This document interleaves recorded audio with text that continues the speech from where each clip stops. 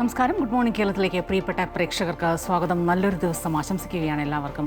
നിരവധി വാർത്തകളാണ്, അതിൻ്റെ അപ്ഡേഷൻസാണ് ഇന്ന് നമ്മൾ പ്രതീക്ഷിക്കുന്നത്. പ്രധാനമായും ശബരിമല സ്വർണ്ണപ്പാളി വിവാദം തന്നെയാണ്. സഭയിൽ പ്രതിപക്ഷം ഈ വിഷയത്തിൽ ആഞ്ഞടിക്കുമെന്ന കാര്യം ഉറപ്പാണ്. പക്ഷേ സർക്കാർ നമുക്കറിയാം, ഈ ആഗോള അയ്യപ്പ സംഗമമൊക്കെ നടത്തി സർക്കാരിനൊരു മുൻകൈ വിശ്വാസികളുടെ മുന്നിലടക്കം ഉണ്ടായത്, അത് സഭയിൽ ഇന്ന് തച്ചുടയുമോ? എന്ത് നിലപാട് സർക്കാർ സ്വീകരിക്കും? വൻതോതിലുള്ള കിലോ കണക്കിന് സ്വർണ്ണമാണ് നഷ്ടമായിരിക്കുന്നത്, അതും കൺമുന്നിൽ വെച്ച്. അപ്പോൾ ഇതിൽ സർക്കാരിൻ്റെ നിലപാട് എന്താണ്? സർക്കാർ എങ്ങനെ പിടിച്ചു നിൽക്കും എന്നതൊക്കെ ഇന്നിപ്പോൾ സഭയിൽ അറിയാം. ദേശീയതലത്തിലേക്ക് വരികയാണെങ്കിൽ സുപ്രീം കോടതിയിൽ നിന്ന് പ്രധാനപ്പെട്ട ചില അപ്ഡേറ്റുകൾ നമ്മൾ പ്രതീക്ഷിക്കുന്നു. എക്സാലോജിക്കുണ്ട്, ലഡാക്ക് വിഷയമുണ്ട്, ഒപ്പം കരൂരിൽ TVK നേതാക്കളുടെ ജാമ്യാപേക്ഷ അവർ നൽകിയിട്ടുണ്ട്. അതിൽ സുപ്രീം കോടതി എന്ത് തീരുമാനമെടുക്കും എന്ന് നമുക്കറിയാം. അന്താരാഷ്ട്ര തലത്തിൽ അമേരിക്കയുടെ ഗാസ സമാധാന പ്ലാൻ, അതിൻ്റെ ആദ്യഘട്ട ചർച്ച കെയ്റോയിൽ നടക്കാനിരിക്കുന്നു. ഒരുപക്ഷേ യുദ്ധം അവസാനിച്ചേക്കാമെന്നൊക്കെയുള്ള പ്രതീക്ഷ നമുക്കുണ്ട്. പക്ഷേ അതേസമയം ആശങ്കയുമുണ്ട്. ഇസ്രയേലിൻ്റെ വിട്ടുവീഴ്ച എത്രത്തോളമാകും എന്നതനുസരിച്ചാകും ഈ ചർച്ചകളുടെ ഒരു മുന്നോട്ട് പോക്ക്. നമുക്കറിയാം, ഇന്നു മുതൽ നൊബേൽ സമ്മാനങ്ങളെല്ലാം പ്രഖ്യാപിക്കാൻ പോവുകയാണ്. ഈ യുദ്ധം അവസാനിക്കുകയാണെങ്കിൽ, ഈ ചർച്ചകളെല്ലാം പൂർത്തിയായി ഒരുപക്ഷേ ഈ ഗാസ സമാധാന പ്ലാൻ നടപ്പിൽ വരികയാണെങ്കിൽ ഈ 10-ാം തീയതിയിലെ സമാധാന നൊബേൽ സമ്മാനത്തിൽ ഒരു പക്ഷേ ട്രംപ് മുത്തമിടുമോ എന്നും നമുക്ക് അറിയാൻ സാധിക്കും. മറ്റൊന്ന്, ഇത്രയും അന്തർദേശീയ തലത്തിലടക്കം വലിയ രീതിയിലുള്ള പ്രശ്നങ്ങൾക്കും സംഘർഷങ്ങൾക്കും ഒക്കെ ഒരു സമവായം ഉണ്ടാക്കാൻ ട്രംപ് ശ്രമിക്കുമ്പോൾ, സ്വന്തം രാജ്യത്ത് അമേരിക്കയിൽ ഷട്ട് ഡൗൺ 6-ാം ദിവസമാണ്. ഇന്നിപ്പോൾ ധനാനുമതി ബിൽ ഇന്നും സഭയിൽ വരും, പക്ഷേ പരാജയപ്പെടാൻ തന്നെയാണ് സാധ്യതയെന്നാണ് പുറത്തു വരുന്ന റിപ്പോർട്ടുകൾ. ഈ സൂചിപ്പിച്ചതുപോലെ ഡെമോക്രാറ്റുകൾക്ക് ഒരു സമവായത്തിലെടുക്കാനൊന്നും ഇനിയും ട്രംപിന് കഴിഞ്ഞിട്ടില്ല. കടും പിടുത്തത്തിൽ തന്നെയാണ്. പ്രധാനമായും അമേരിക്കയിലെ പകുതിയോളം ദൈനംദിന പ്രവർത്തനങ്ങളെ അടക്കം ഈ ഷട്ട് ഡൗൺ ബാധിക്കുന്നുണ്ട്. അസ്വസ്ഥരാണ് അമേരിക്കൻ ജനത. വിശദമായ റിപ്പോർട്ടുകളൊക്കെ നോക്കാം. ആദ്യം തലക്കെട്ടുകളിലേക്ക്.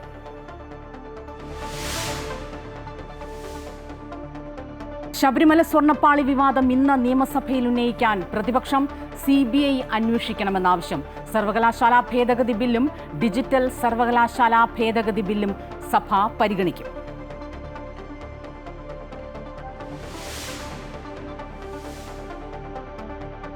CMRL എക്സാലോജിക് ഇടപാടിൽ വിജിലൻസ് അന്വേഷണം ആവശ്യപ്പെട്ട് മാത്യു കുഴൽനാടൻ നൽകിയ ഹർജി ഇന്ന് സുപ്രീം കോടതിയിൽ. അന്വേഷണാവശ്യം തള്ളിയ ഹൈക്കോടതി ഉത്തരവിനെതിരെ അപ്പീൽ. കേസ് പരിഗണിക്കുന്നത് ചീഫ് ജസ്റ്റിസ് അധ്യക്ഷനായ ബെഞ്ച്.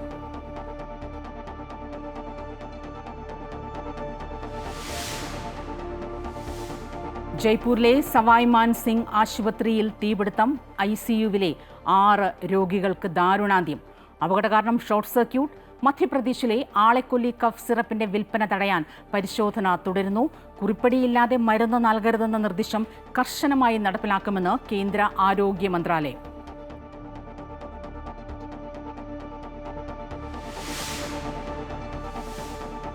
ലഡാക്കിൽ സമാധാനം ഉറപ്പിക്കാൻ അനുനയ നീക്കവുമായി കേന്ദ്ര സർക്കാർ. സംഘർഷത്തിൽ അറസ്റ്റിലായ കൂടുതൽ പേരെ മോചിപ്പിക്കും.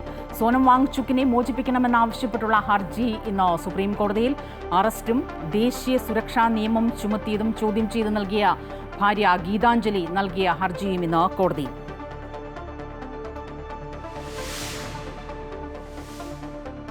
ഗാസ സമാധാന പദ്ധതിയുടെ ആദ്യഘട്ട ചർച്ച ഇന്ന് ഈജിപ്തിലെ കെയ്റോയിൽ.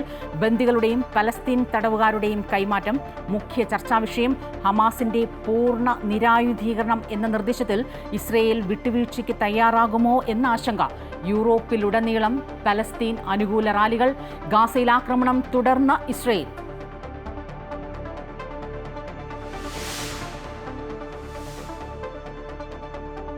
വനിതാ ഏകദിന ലോകകപ്പിൽ പാകിസ്ഥാനെ തകർത്ത ഇന്ത്യ. ജയം 88 റൺസിന്. ക്രാന്തി ഗൌഡിനും ദീപ്തി ശർമ്മയ്ക്കും 3 വിക്കറ്റ് വീതം. ഇംഗ്ലീഷ് പ്രീമിയർ ലീഗിൽ മാഞ്ചസ്റ്റർ സിറ്റിക്ക് തുടർച്ചയായ 2ാം ജയം. സ്പാനിഷ് ലീഗിൽ ബാഴ്സലോണയ്ക്ക് തോൽവി.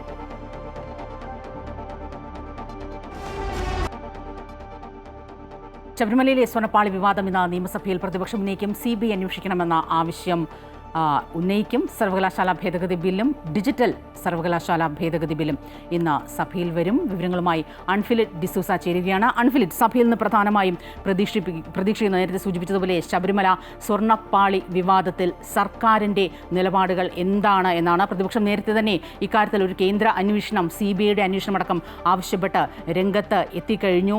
എന്തു പറഞ്ഞ് സർക്കാർ സഭയിൽ പിടിച്ചു നിൽക്കുമെന്നാണ് ഇനി അറിയാൻ ബാക്കിയുള്ളത്. പ്രത്യേകിച്ചും ശബരിമലയിൽ കൺമുന്നിൽ മൂക്കിന് താഴെ നിന്ന് ഇത്രയും വലിയ രീതിയിൽ ഒരു വൻ കൊള്ള നടന്നതിന് ശേഷം.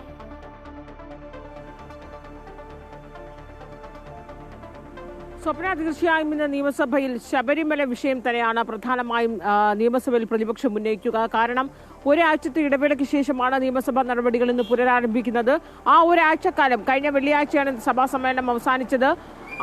അതിനുശേഷമുണ്ടായ ഒരാഴ്ചക്കാലം എന്ന് പറയുന്നത് കേരള സംസ്ഥാന രാഷ്ട്രീയത്തിൽ ഏറ്റവും കൂടുതൽ ആടിയുലഞ്ഞത്, അതായത് സംസ്ഥാന സർക്കാരായാൽ ഏറ്റവും കൂടുതൽ പ്രതിക്കൂട്ടിൽ നിന്നത് ശബരിമലയിലെ സ്വർണ്ണപ്പാളി വിഷയത്തിൽ തന്നെയായിരുന്നു. പ്രതിപക്ഷത്ത് നിന്നത് കോൺഗ്രസ് ആയാലും BJP ആയാലും വലിയ രീതിയിലാണ് സർക്കാരിനെതിരെ ആഞ്ഞടിച്ചത്. കാരണം സർക്കാരിന് ഈ ഒരു വിഷയത്തിൽ ഒളിച്ചോടാൻ കഴിയില്ല, ഒഴിഞ്ഞു മാറാനാവുകയില്ല. ഉണ്ണികൃഷ്ണൻ പോറ്റിയുടെ തലയിലെല്ലാം കെട്ടിവെക്കുന്നു. അദ്ദേഹത്തിന് പിന്നിൽ ആരൊക്കെയാണ് ഉണ്ടായിരുന്നത്? സർക്കാരിന്, ദേവസ്വം ബോർഡിന് ഈ ഉത്തരവാദിത്തത്തിൽ നിന്ന് പിന്തിരിഞ്ഞോടാൻ സാധ്യമല്ല എന്നൊരു വിഷയം തന്നെയാണ് പ്രതിപക്ഷം പ്രധാനമായി ഉന്നയിക്കുന്നത്. ഈ വിഷയത്തിൽ CBI അന്വേഷണമാണ് പ്രതിപക്ഷം തുടക്കം മുതൽ ആവശ്യപ്പെടുന്നത്. ആദ്യം കോൺഗ്രസ് ആവശ്യപ്പെട്ടത് ജുഡീഷ്യൽ അന്വേഷണമായിരുന്നു. ഹൈക്കോടതിയുടെ മേൽനോട്ടത്തിലുള്ള ഒരു ബെഞ്ച്, ഹൈക്കോടതി ദേവസ്വം ബെഞ്ച് അന്വേഷിക്കണമെന്നൊരു ആവശ്യം ഉന്നയിച്ചിരുന്നു. അതിനുശേഷം CBI അന്വേഷണമെന്ന ആവശ്യത്തിൽ പ്രതിപക്ഷം എത്തി നിൽക്കുകയാണ്. BJP ആകട്ടെ CBI അന്വേഷണം തന്നെ തുടക്കം മുതൽ ആവശ്യപ്പെട്ടിരുന്നു. എന്തായാലും ഈ ഒരു ആഴ്ചക്കാലം വലിയ രീതിയിലുള്ള വിമർശനത്തിന്റെ അല്ലെങ്കിൽ സർക്കാർ പ്രതിക്കൂട്ടിൽ നിന്നിരുന്ന വിഷയമാണ് ശബരിമല സ്വർണ്ണപ്പാളിയുമായി ബന്ധപ്പെട്ട വിവാദം. ഈ വിവാദം ഇപ്പോഴും കെട്ടടങ്ങിയിട്ടില്ല. ഏറ്റവും കൂടുതൽ, അതായത് ഈ ഓരോ ദിവസവും ദേവസ്വം വിജിലൻസിന്റെ അന്വേഷണത്തിൽ നിന്ന് പുതിയ പുതിയ കണ്ടെത്തലുകളും തെളിവുകളുമാണ് ഉണ്ണികൃഷ്ണൻ പോറ്റിക്കെതിരെ രംഗത്ത് വരുന്നത്. അതുകൊണ്ട് തന്നെ ഈ ഒരു വിഷയം ഇന്ന് നിയമസഭയിൽ ഉന്നയിക്കാൻ പ്രതിപക്ഷം തയ്യാറെടുക്കുന്നു. പ്രതിപക്ഷം ഇന്ന് അടിയന്തര പ്രമേയമായിട്ടാണ് ഈ ഒരു വിഷയം നിയമസഭയിൽ ഉന്നയിക്കുക. അപ്പോഴും മനസ്സിലാക്കേണ്ടത്, കഴിഞ്ഞ തവണ ഈ സഭയിൽ ഈ ഒരു വിഷയം ഉന്നയിച്ചപ്പോൾ സ്പീക്കർ എടുത്ത നിലപാട്, അടിയന്തര പ്രമേയമായി ഇത് കൊണ്ടുവന്നപ്പോൾ സ്പീക്കർ എടുത്ത നിലപാട് സഭയിലിരിക്കുന്ന ഹൈക്കോടതിയുടെ പരിഗണനയിൽ, അതായത് കോടതിയുടെ പരിഗണനയിലിരിക്കുന്ന വിഷയം സഭയിൽ ചർച്ച ചെയ്യാൻ പാടില്ല, ഫ്ലോറിൽ ചർച്ച ചെയ്യാൻ നിയമപരമായി ചട്ടം അനുവദിക്കുന്നില്ല. ആ കാരണം ചൂണ്ടിക്കാട്ടിയാണ് അന്ന് അടിയന്തര പ്രമേയം സ്പീക്കർ അനുവാദം നൽകാതിരുന്നത്. എന്നാൽ ഇന്ന് വീണ്ടും ഈ വിഷയം, കാരണം അത്രയേറെ ഒരാഴ്ച കഴിഞ്ഞപ്പോഴേക്കും കൂടുതൽ വിഷയം സങ്കീർണമാകുന്നു, കൂടുതൽ തെളിവുകൾ പുറത്തു വരുന്നു. അതുകൊണ്ട് തന്നെ ഇത് കേരളം, കാരണം ശബരിമലയിലെ സ്വർണ്ണപ്പാളിയുമായി ബന്ധപ്പെട്ട വിവാദമാണ്. പാളികൾ ചെമ്പ് പൂശിയതാണോ സ്വർണം പൂശിയതാണോ? 2019 മുതലുണ്ടായിരുന്ന, ആ സമയത്തുണ്ടായിരുന്ന ദേവസ്വം മന്ത്രിമാർക്കും ദേവസ്വം പ്രസിഡന്റ്, ഇക്കാലയളവിൽ ഉണ്ടായിരുന്ന എല്ലാ ദേവസ്വം പ്രസിഡന്റുമാരും ഒക്കെ ഇതിനകത്ത് മറുപടി പറയാൻ ബാധ്യസ്ഥരാണ്. അതുകൊണ്ട് തന്നെ അതും മുതലുണ്ടായിരുന്ന എല്ലാ വിഷയവും ചർച്ച ചെയ്യണമെന്നാണ് പ്രതിപക്ഷം പ്രധാനമായും ആവശ്യപ്പെടുന്നത്. ഈ ആവശ്യം ഉന്നയിക്കുമ്പോൾ സർക്കാർ വീണ്ടും ഈ അടിയന്തര പ്രമേയത്തിൽ നിന്ന് ഒഴിഞ്ഞു മാറുമോ, അതോ ഒരുപക്ഷെ സർക്കാരിൻ്റെ രീതി അനുസരിച്ച് സമൂഹം ഇത്രയേറെ ചർച്ച ചെയ്യപ്പെടുന്ന ഒരു വിഷയം കൂടി ആയതുകൊണ്ട് ശബരിമലയാണ് സർക്കാർ ഈ തെരഞ്ഞെടുപ്പ് സമയത്ത് അയ്യപ്പ സംഘവുമായി ബന്ധപ്പെട്ട് അയ്യപ്പ സംഗമം, മഹാസംഗമം ഒക്കെ നടത്തി വലിയ രീതിയിൽ സർക്കാർ കയ്യടി നേടി നിൽക്കുന്ന, വിവാദമുണ്ടെങ്കിൽ പോലും കയ്യടി നേടി നിൽക്കുന്ന ഒരു പശ്ചാത്തലം കൂടിയാണ്. അതുകൊണ്ട് ശബരിമലയിൽ ഏറ്റവും കൂടുതൽ ഭക്തരെ ബാധിക്കുന്ന ഒരു വിഷയം, എല്ലാവരും അറിയാൻ ആഗ്രഹിക്കുന്ന ഒരു വിഷയം, അതിന് ദുരൂഹത മാറണമെന്ന് എല്ലാവരും ആഗ്രഹിക്കുകയും ആവശ്യപ്പെടുകയും ചെയ്യുകയാണ്. അതുകൊണ്ട് പ്രതിപക്ഷത്തിന്റെ ഒരു ഉത്തരവാദിത്തമാണ് ഇത് നിയമസഭയിൽ കൊണ്ടുവരിക, നിയമസഭയിൽ ചർച്ചയ്ക്ക് ആവശ്യപ്പെടുക. അതുകൊണ്ട് തന്നെയും ഒരുപക്ഷെ സർക്കാർ ഇത് ചർച്ച ചെയ്യാനായി തീരുമാനമെടുക്കുമോ എന്നതിലൊരു ആകാംക്ഷ ഇപ്പോഴുമുണ്ട്. കഴിഞ്ഞ തവണ സർക്കാർ കോടതിയുടെ വിഷയമെന്ന് ചൂണ്ടിക്കാട്ടി ഇത് തള്ളിയതാണെങ്കിലും ഒരുപക്ഷെ ഇത്രയേറെ സമൂഹം ചർച്ച ചെയ്യുന്നതുകൊണ്ട് ഇത്തവണ ഒരുപക്ഷെ അടിയന്തര പ്രമേയം അനുവദിച്ച് അത് ചർച്ചയ്ക്ക് എടുക്കാൻ സർക്കാർ സന്നിഹിതരാകുമോ എന്നൊരു ആകാംക്ഷയുണ്ട്. ഒരുപക്ഷെ അതിനുള്ള സാധ്യതയും തള്ളിക്കളയാനാവുകയില്ല. അങ്ങനെ ചർച്ചയ്ക്ക് എടുക്കുകയാണെങ്കിൽ ചൂടേറിയ ചർച്ച തന്നെയാകും. കാരണം 1999 മുതലുള്ള കഥകൾ സർക്കാരിനും പറയാനുണ്ടാകും. അങ്ങനെയെങ്കിലും പ്രതിപക്ഷങ്ങൾ മാറി ഭരിച്ച ഇടതുവലത് സർക്കാരുകളൊക്കെ ഇക്കാലത്തിൽ ശബരിമലയുമായി ബന്ധപ്പെട്ട സ്വർണ്ണപ്പാളിയുമായി ബന്ധപ്പെട്ട സംഭവത്തിൽ എന്ത് നിലപാടുകൾ സ്വീകരിച്ചു, ആ സമയത്തുള്ള ഓരോ ദുരൂഹതകളും പുറത്തു നീക്കണമെന്നായിരിക്കും പ്രതിപക്ഷം ആവശ്യപ്പെടുക. എന്തായാലും സർക്കാർ ആ ചർച്ചയ്ക്ക് തയ്യാറാകുമോ എന്നാണ് നമുക്ക് കാത്തിരുന്ന് കാണേണ്ടത് സ്വപ്ന. അതോടൊപ്പം ഇന്ന് നിയമസഭയിൽ 2 പ്രധാനപ്പെട്ട ബില്ലുകൾ കൂടി ചർച്ചയ്ക്ക് വരികയാണ്. അതിലൊന്ന് സർവകലാശാല ഭേദഗതി ബില്ലും മറ്റൊന്ന് ഡിജിറ്റൽ സർവകലാശാല ഭേദഗതി ബില്ലുമാണ്. ഡിജിറ്റൽ സർവകലാശാല ഭേദഗതി അതും ഇപ്പോൾ VC നിയമനവുമായി ബന്ധപ്പെട്ടാണ്. സർവകലാശാലയുടെ ഡിജിറ്റൽ സർവകലാശാല VC നിയമിക്കാനുള്ള സെർച്ച് കമ്മിറ്റിയിൽ ചാൻസലറായ ഗവർണറെ ഒഴിവാക്കി അഞ്ചംഗ സെർച്ച് കമ്മിറ്റിയെ നിയോഗിക്കണമെന്ന ഭേദഗതിയാണ് ഡിജിറ്റൽ സർവകലാശാല ബില്ലിലുള്ളത്. ആ ഭേദഗതി ബില്ലാണ് ഇന്ന് നിയമസഭയിൽ വരിക. അതോടൊപ്പം തന്നെ സർവകലാശാല ഭേദഗതി ബില്ലും ഇന്ന് നിയമസഭയിൽ വരുന്നുണ്ട്. സർവകലാശാല ഭേദഗതി എന്ന് പറയുന്നത് സിൻഡിക്കേറ്റുകൾ 2 മാസത്തിലൊരു തവണ സിൻഡിക്കേറ്റ് ചേരണമെന്ന് ഭേദഗതി വരുത്തുന്ന ബില്ലാണ് ഇന്ന് സർവകലാശാലയുടെ നിയമസഭയുടെ പരിഗണനയിൽ വരിക. അതോടൊപ്പം തന്നെ കാർഷിക സർവകലാശാലയുമായി ബന്ധപ്പെട്ട ഭേദഗതി അതിൽ രാഷ്ട്രപതി തിരിച്ചയച്ചത് വീണ്ടും പുതുക്കി അത് വീണ്ടും സഭയിൽ ഇന്ന് അവതരിപ്പിക്കുകയാണ്. വീണ്ടും അത് രാഷ്ട്രപതിക്ക് അയക്കാനായി അവതരിപ്പിക്കുകയാണ്. അങ്ങനെ സുപ്രധാനപ്പെട്ട 3 ബില്ലുകൾ ഇന്ന് നിയമസഭയിൽ 2 ബില്ലുകൾ സഭയുടെ ചർച്ചയ്ക്ക് വരുന്നു. ഒരു ബില്ല് രാഷ്ട്രപതി തള്ളിയതിനെ തുടർന്ന് ഭേദഗതികളോടുകൂടി ഇന്ന് സഭയിൽ വരികയാണ്. പക്ഷേ എങ്കിലും ഇന്നത്തെ പ്രധാന ആകർഷണം എന്ന് പറയുന്നത്, അല്ലെങ്കിൽ എല്ലാവരും കാത്തിരിക്കുന്നത് ഇന്നത്തെ അടിയന്തര പ്രമേയം തന്നെയാണ്. അത് സ്വർണ്ണപ്പാളിയുമായി ബന്ധപ്പെട്ടുണ്ടായിരിക്കുന്ന തീർച്ചയായും അത് തന്നെയാണ്. ശബരിമലയിലെ സ്വർണ്ണപ്പാളി വിവാദത്തിൽ നിയമസഭയിൽ ഇന്നിപ്പോൾ സർക്കാർ എന്ത് നിലപാട് സ്വീകരിക്കും, എങ്ങനെ പിടിച്ചു നിൽക്കുമെന്ന് തന്നെയാണ് നമുക്ക് അറിയേണ്ടത്. നമുക്കറിയാം, ഈ സമ്മേളനത്തിലെല്ലാം നമ്മൾ കണ്ടതാണ്, സുപ്രധാന വിഷയങ്ങളിലെല്ലാം അടിയന്തര പ്രമേയത്തിന്മേൽ ചർച്ച അനുവദിച്ചതാണ് സർക്കാർ. ഒരുപക്ഷെ സർക്കാരിൻ്റെ നിലപാടുകൾ ജനങ്ങളുടെ മുന്നിൽ തുറന്നു വയ്ക്കാനുള്ള ഒരു വേദിയായി കൂടി അതിനെ കാണുന്നത് കൊണ്ട് തന്നെ ഒരുപക്ഷെ ശബരിമലയിൽ ഇതുവരെയും ഒരു കൃത്യമായ നിലപാട് ഇനിയും ഈ സ്വർണ്ണപ്പാളി വിവാദത്തിൽ, ഈ മോഷണത്തിലടക്കം പുറത്തു വരാത്തൊരു സാഹചര്യത്തിൽ സർക്കാരിൻ്റെ നിലപാട് ഇന്നിപ്പോൾ സഭയിലൂടെ വ്യക്തമാക്കാനുള്ള സാധ്യതയാണ് കാണുന്നത്. അൺഫിൽറ്റാണ് വിവരങ്ങൾ നൽകിയത്. ഇന്ന് പുറത്തു വരുന്ന ഒരു ദുരന്ത വാർത്തയിലേക്കാണ് ഇനി അടുത്തത്. ജയ്പൂർ SMS ആശുപത്രിയിൽ തീപിടുത്തത്തിൽ 6 പേർ മരിച്ചിരിക്കുന്നു. 5 രോഗികളുടെ നില ഗുരുതരമാണ്. ഇന്ന് പുലർച്ചെ ICUവിൽ ഷോർട്ട് സർക്യൂട്ട് ഉണ്ടായി. തൊട്ടു പിന്നാലെ അതിവേഗത്തിൽ തീ പടരുകയായിരുന്നു. അത്യാസന്ന നിലയിലായിരുന്ന 6 രോഗികളാണ് മരിച്ചതെന്ന് ആശുപത്രി അധികൃതർ അറിയിച്ചിട്ടുണ്ട്. 24ഓളം രോഗികളെ പെട്ടെന്ന് തന്നെ സുരക്ഷിത സ്ഥാനത്തേക്കൊക്കെ മാറ്റിയിട്ടുണ്ട്. മരിച്ചവരിൽ 2 സ്ത്രീകളും 4 പുരുഷന്മാരുമാണ് ഉള്ളത്. 6 പേരെയും പെട്ടെന്ന് തന്നെ പുറത്തെത്തിച്ച് CPR നൽകിയെങ്കിലും രോഗികൾ നേരത്തെ തന്നെ അത്യാസന്ന നിലയിലായിരുന്നു. മാത്രമല്ല, ഈ വിഷവാതകം ശ്വസിച്ച ഒരു കാരണം കൂടി കണക്കെടുക്കുമ്പോൾ രക്ഷാദൗത്യം അസാധ്യമായിരുന്നു. അവർ മരണത്തിലേക്ക് വീഴുകയായിരുന്നുവെന്നാണ് ഡോക്ടർ അനുരാഗ് ധക്കാട് പറയുന്നത്.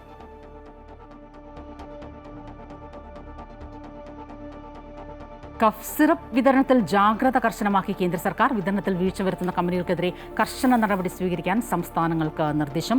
ലൈസൻസ് റദ്ദാക്കുന്നതടക്കമുള്ള നടപടികൾ സ്വീകരിക്കും.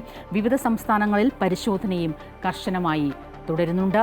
കോൾഡ്രിഫ് കപ്പ് സിറപ്പ് നിർമ്മാതാക്കളായ ശ്രേഷൻ ഫാർമയ്ക്കെതിരെ കേസെടുത്തിട്ടുണ്ട്. അതേസമയം സർക്കാർ ആശുപത്രികളിൽ ചികിത്സാ സംവിധാനം കുറഞ്ഞതാണ് മരണങ്ങൾ കൂടാൻ കാരണമെന്ന് മരിച്ച കുട്ടികളുടെ ബന്ധുക്കൾ ആരോപിച്ചു.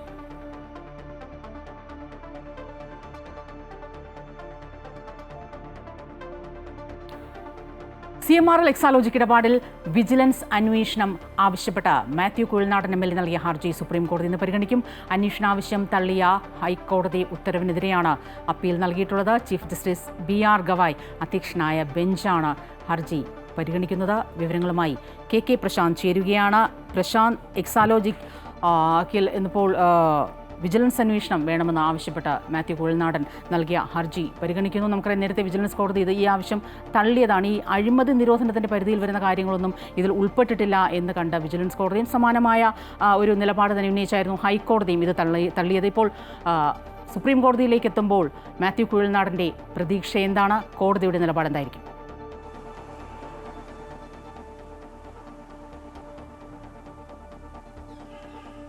സ്വപ്ന, ഗുഡ് മോർണിംഗ്. CMRL എക്സാലോജിക്കുമായി ബന്ധപ്പെട്ട ഇടപാടിൽ മുഖ്യമന്ത്രിയുടെ മകൾ വീണ വിജയന് 1,72,00,000 രൂപ മാസപ്പടിയായി നൽകി എന്നുള്ളതാണ് ഈ കേസിന്റെ ആധാരം. അതുമായി ബന്ധപ്പെട്ടാണ് നിരവധി നടപടികൾ SFI ആണെങ്കിലും ED ആണെങ്കിലും 2 അന്വേഷണ ഏജൻസികൾ, കേന്ദ്ര അന്വേഷണ ഏജൻസികൾ ഈ കേസുമായി മുന്നോട്ട് പോകേണ്ടത്. ഇതിന്റെ പ്രധാന നടപടികളെല്ലാം നടക്കുന്നത് ഡൽഹി ഹൈക്കോടതിയിലാണ്. ഈ മാസം 28, 29 ഈ കേസ് ഡൽഹി ഹൈക്കോടതി പരിഗണിക്കുന്നത്. 15 തവണയാണ് ഇതുമായി ബന്ധപ്പെട്ട നടപടികൾ മാറ്റിവെച്ചത്. ഒടുവിൽ 2 കൂട്ടർക്കും സൗകര്യപ്രദമാകുന്ന ഒരു സമയത്തേക്ക് ഇത് മാറ്റുകയാണ് ഉണ്ടായത്. ഇതിനിടയിലാണ് ഇപ്പോൾ വിജിലൻസ് അന്വേഷണം ആവശ്യപ്പെട്ടുകൊണ്ട് മാത്യു കുഴൽനാടൻ MLA സുപ്രീം കോടതിയിലേക്ക് എത്തിയിട്ടുള്ളത്. ഈ ഹർജി ചീഫ് ജസ്റ്റിസ് BR ഗവായ് അധ്യക്ഷനായ ബെഞ്ചാണ് പരിഗണിക്കുന്നത്. നേരത്തെ സ്വപ്ന സൂചിപ്പിച്ച പോലെ തന്നെ തിരുവനന്തപുരം വിജിലൻസ് കോടതിയും ഒപ്പം തന്നെ ഹൈക്കോടതിയും ഈ ഹർജികൾ തള്ളിയതാണ്. അന്ന് ഇതിന്റെ അകത്ത് അഴിമതി നിരോധന നിയമപ്രകാരമുള്ള നടപടികൾ എടുക്കാനുള്ള ഒന്നും ഈ ഹർജിയിലില്ല എന്നുള്ളതാണ് പ്രധാനമായി വ്യക്തമാക്കിയത്. ഇതിന്റെ അടിസ്ഥാനത്തിലാണ് ഈ ഹർജിയുമായി വീണ്ടും കുഴൽനാടൻ ഇപ്പോൾ സുപ്രീം കോടതിയിലേക്ക് വന്നിട്ടുള്ളത്. ഇതിന്റെ അകത്ത്, അതായത് മുഖ്യമന്ത്രിയെ സ്വാധീനിച്ച ഇടപാടുകൾ നടത്താൻ കരിമണൽ കമ്പനിയായ CMRL ഇടനിലക്കാരിയായി വീണ വിജയൻ നിന്നു എന്നുള്ളതാണ് ആരോപണം. അതിന്റെ ഒരു മാസപ്പടിയായി തന്നെയാണ് ഈ പണം നൽകിയിട്ടുള്ളത്. നിരവധിയായ അഴിമതികൾക്ക് ഇത് തുടക്കം കുറിച്ചു എന്ന് തുടങ്ങിയ ആരോപണങ്ങൾ ഇതിന്റെ നിൽക്കുന്നുണ്ട്. പക്ഷേ ഇതുമായി ബന്ധപ്പെട്ട കൃത്യമായ തെളിവുകൾ ഹാജരാക്കാൻ ഹർജിക്കാരന് കഴിഞ്ഞില്ല എന്നുള്ളതാണ് പ്രധാനമായി നേരത്തെ കോടതികൾ വ്യക്തമാക്കിയത്. അതുകൊണ്ട് തന്നെ എന്ത് നിലപാട് ഇക്കാര്യത്തിൽ സുപ്രീം കോടതി എടുക്കുമെന്നുള്ളതാണ് പ്രധാനപ്പെട്ട കാര്യം. കൂടുതൽ എന്തെങ്കിലും രേഖകൾ ഹാജരാക്കിയെങ്കിൽ മാത്രമാണ് ഇക്കാര്യത്തിൽ ഒരു നിർണായക ഇടപെടൽ സുപ്രീം കോടതിയുടെ ഭാഗത്ത് നിന്ന് ഉണ്ടാകുക എന്നുള്ളതാണ് നമുക്ക് മനസ്സിലാക്കാൻ കഴിയുന്നത്. അതായത് വിജിലൻസ് കോടതിയിലും ഹൈക്കോടതിയിലും നൽകിയ അതേ കാര്യങ്ങൾ തന്നെയാണ് സുപ്രീം കോടതിയിലേക്ക് വരുന്നെങ്കിൽ സ്വാഭാവികമായും ഇതേ രീതിയിലുള്ള പ്രതികരണം തന്നെയായിരിക്കും സുപ്രീം കോടതിയുടെ ഭാഗത്തു നിന്നുണ്ടാവുക. അതിനപ്പുറത്തേക്ക് കൂടുതൽ രേഖകൾ ഹാജരാക്കുമെന്ന് മാത്യു കുഴൽനാടൻ വ്യക്തമാക്കിയിട്ടുണ്ട്. അങ്ങനെ ഒരു സാഹചര്യത്തിലാണെങ്കിൽ ചിലപ്പോൾ ഏതെങ്കിലും തരത്തിലുള്ള നടപടി കോടതിയുടെ ഭാഗത്തുനിന്നുണ്ടായേക്കും. ഏതായാലും ഈ കേസുമായി ബന്ധപ്പെട്ട ഈ ആരോപണവുമായി ബന്ധപ്പെട്ടൊക്കെ തന്നെ CBI അന്വേഷണം ആവശ്യപ്പെട്ടുള്ള ഹർജി കേരള ഹൈക്കോടതിയിൽ നിൽക്കുന്ന ആ ഹർജി ഈ മാസം പരിഗണിക്കുമെന്നാണ് നമുക്ക് മനസ്സിലാക്കാൻ കഴിയുന്നത്. അത്തരത്തിൽ രണ്ട് കാര്യങ്ങളാണ് ഇതുമായി ബന്ധപ്പെട്ട് നിൽക്കുന്നത്. കേരള ഹൈക്കോടതിയിൽ ഒരു ഹർജി, അത് CBIയുമായി ബന്ധപ്പെട്ടാണ്. SFI അന്വേഷണവുമായി ബന്ധപ്പെട്ട ഒരു ഹർജി ഡൽഹി ഹൈക്കോടതിയിൽ നിൽക്കുന്നു. ഇതിനിടയിലാണ് സുപ്രീം കോടതിയിലേക്ക് പുതിയ ഹർജി വന്നിരിക്കുന്നു എന്നുള്ളതും പ്രധാനപ്പെട്ട കാര്യം തന്നെയാണ്. ഏതായാലും തദ്ദേശ തെരഞ്ഞെടുപ്പ് അടുത്തിരിക്കുന്ന പശ്ചാത്തലത്തിൽ ഏതെങ്കിലും തരത്തിലുള്ള ഒരു പരാമർശം സുപ്രീം കോടതിയുടെ ഭാഗത്ത് നിന്ന് ഉണ്ടാവുകയാണെങ്കിൽ അത് സർക്കാരിനും ഒപ്പം തന്നെ മുഖ്യമന്ത്രിയും ഒക്കെ തന്നെ വലിയ തിരിച്ചടിയായി മാറും. സ്വപ്ന, തീർച്ചയായും അതുതന്നെയാണ്. മാത്യു കുഴൽനാടിന് പുതിയതായി എന്ത് സുപ്രീം കോടതിയിൽ രേഖ സമർപ്പിക്കാൻ ഉണ്ടാകുമെന്ന് തന്നെയാണ് ഉറ്റുനോക്കേണ്ടത്. പ്രശാന്ത്, ഈ പറഞ്ഞതുപോലെ സുപ്രീം കോടതിയിൽ നിന്ന് മറ്റു വാർത്തകൾ കൂടി നമ്മളിന്ന് പ്രതീക്ഷിക്കുന്നുണ്ട്. പ്രധാനമായും ഈ ലഡാക്ക് വിഷയം തന്നെയാണ്. കേന്ദ്ര സർക്കാർ അങ്ങേയറ്റം പരിശ്രമത്തിലാണ് ലഡാക്ക് വിഷയത്തിൽ സംഘടനകളെയെല്ലാം, ലേപെക്സ് ബോഡി അടക്കമുള്ള സംഘടനകളെയെല്ലാം ഒരു സമവായ നീക്കത്തിലേക്കൊക്കെ എത്തിക്കാൻ. പക്ഷേ അവർ വഴങ്ങുന്നില്ല. ഈ സൂചിപ്പിച്ചതുപോലെ ജുഡീഷ്യൽ അന്വേഷണം വെടിവെപ്പിൽ അവർ ആവശ്യപ്പെടുന്നു. അത് വാങ്ചുക്കും പറഞ്ഞിട്ടുണ്ട്. എന്തായാലും ഇതിലൊരു ജുഡീഷ്യൽ അന്വേഷണം പ്രഖ്യാപിച്ചതിന് ശേഷം മാത്രമേ ജയിലിൽ നിന്ന് പുറത്തു വരുന്ന കാര്യം താൻ ആലോചിക്കുകയുള്ളൂ. അപ്പം സോനം വാങ്ചുക്കിൻ്റെ ഭാര്യ ഇന്നിപ്പോൾ ഹേബിയസ് കോർപ്പസ് ഹർജി സുപ്രീം കോടതിയിൽ നൽകിയിട്ടുണ്ടല്ലോ. വിവരങ്ങൾ എന്തൊക്കെ?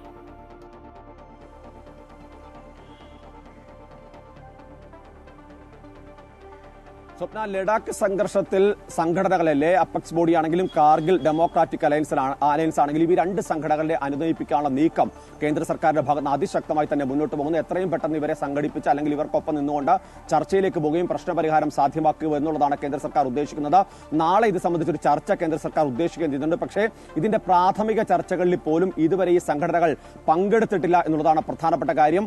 അതുകൊണ്ട് തന്നെ അത്തരമൊരു നീക്കം വളരെ പെട്ടെന്ന് ഉണ്ടാകുമോ എന്നുള്ളത് പ്രധാനമായി ആലോചിക്കേണ്ടതാണ്. സോനം വാങ്ചുക്കിനെ മോചിപ്പിക്കാതെ ഇത്തരത്തിലുള്ള ചർച്ചകളുമായി സഹകരിക്കില്ല എന്നുള്ളതാണ് ഇരു സംഘടനകളും നിലപാടെടുത്തിരിക്കുന്നത്. മാത്രമല്ല ജുഡീഷ്യൽ അന്വേഷണം എന്നുള്ളതാണ്. ഇപ്പോൾ മജിസ്റ്റീരിയൽ അന്വേഷണം ഇപ്പോൾ നടക്കുന്നുണ്ട്. മുകുൾ ബെൻസിവാലാണ് ഈ അന്വേഷണം മുന്നോട്ട് പോകുന്നത്. അതിന്റെ തെളിവെടുപ്പ് 18-ാം തീയതി വരെയാണ് നടക്കുന്നത്. ആ തെളിവെടുപ്പ് ഇപ്പോൾ എല്ലാ ദിവസവും രാവിലെ 10 മുതൽ 5 വരെ നടക്കുകയും ഒക്കെ ചെയ്യുന്നുണ്ട്. പക്ഷേ അതുകൊണ്ട് കാര്യമല്ല. അത് കേന്ദ്ര സർക്കാരിന് അനുകൂലമായ റിപ്പോർട്ട് ഉണ്ടാക്കാൻ വേണ്ടിയുള്ള അന്വേഷണമാണ് എന്നുള്ളതാണ് ഇത്തരം സംഘടനകൾ ആരോപിക്കുന്നത്. അതുകൊണ്ട് തന്നെ ജുഡീഷ്യൽ അന്വേഷണം അതൊന്നെങ്കിൽ ഹൈക്കോടതി ജഡ്ജിയുടെ നേതൃത്വത്തിലായിരിക്കണം, അല്ലെങ്കിൽ സുപ്രീം കോടതി ജഡ്ജിയുടെ നേതൃത്വത്തിലായിരിക്കണം. ഇതല്ലാതെ മറ്റു മാർഗ്ഗങ്ങളില്ല എന്നുള്ളതാണ് സംഘടന നിലപാടെടുക്കുന്നത്. പക്ഷേ നിയന്ത്രണങ്ങൾ ഇളവ് വരുത്തിയതോടുകൂടി തന്നെ, മജിസ്ട്രേറ്റിൽ അന്വേഷണം പ്രഖ്യാപിച്ചതോടുകൂടി തന്നെ ഇപ്പോഴത്തെ സംഘടനകളുടെ പ്രാഥമിക ആവശ്യങ്ങൾ അംഗീകരിച്ചിട്ടുണ്ട്. അതുകൊണ്ട് തന്നെ ചർച്ചയിലേക്ക് വരണം എന്നുള്ളതാണ് കേന്ദ്ര സർക്കാർ വ്യക്തമാക്കുന്നത്.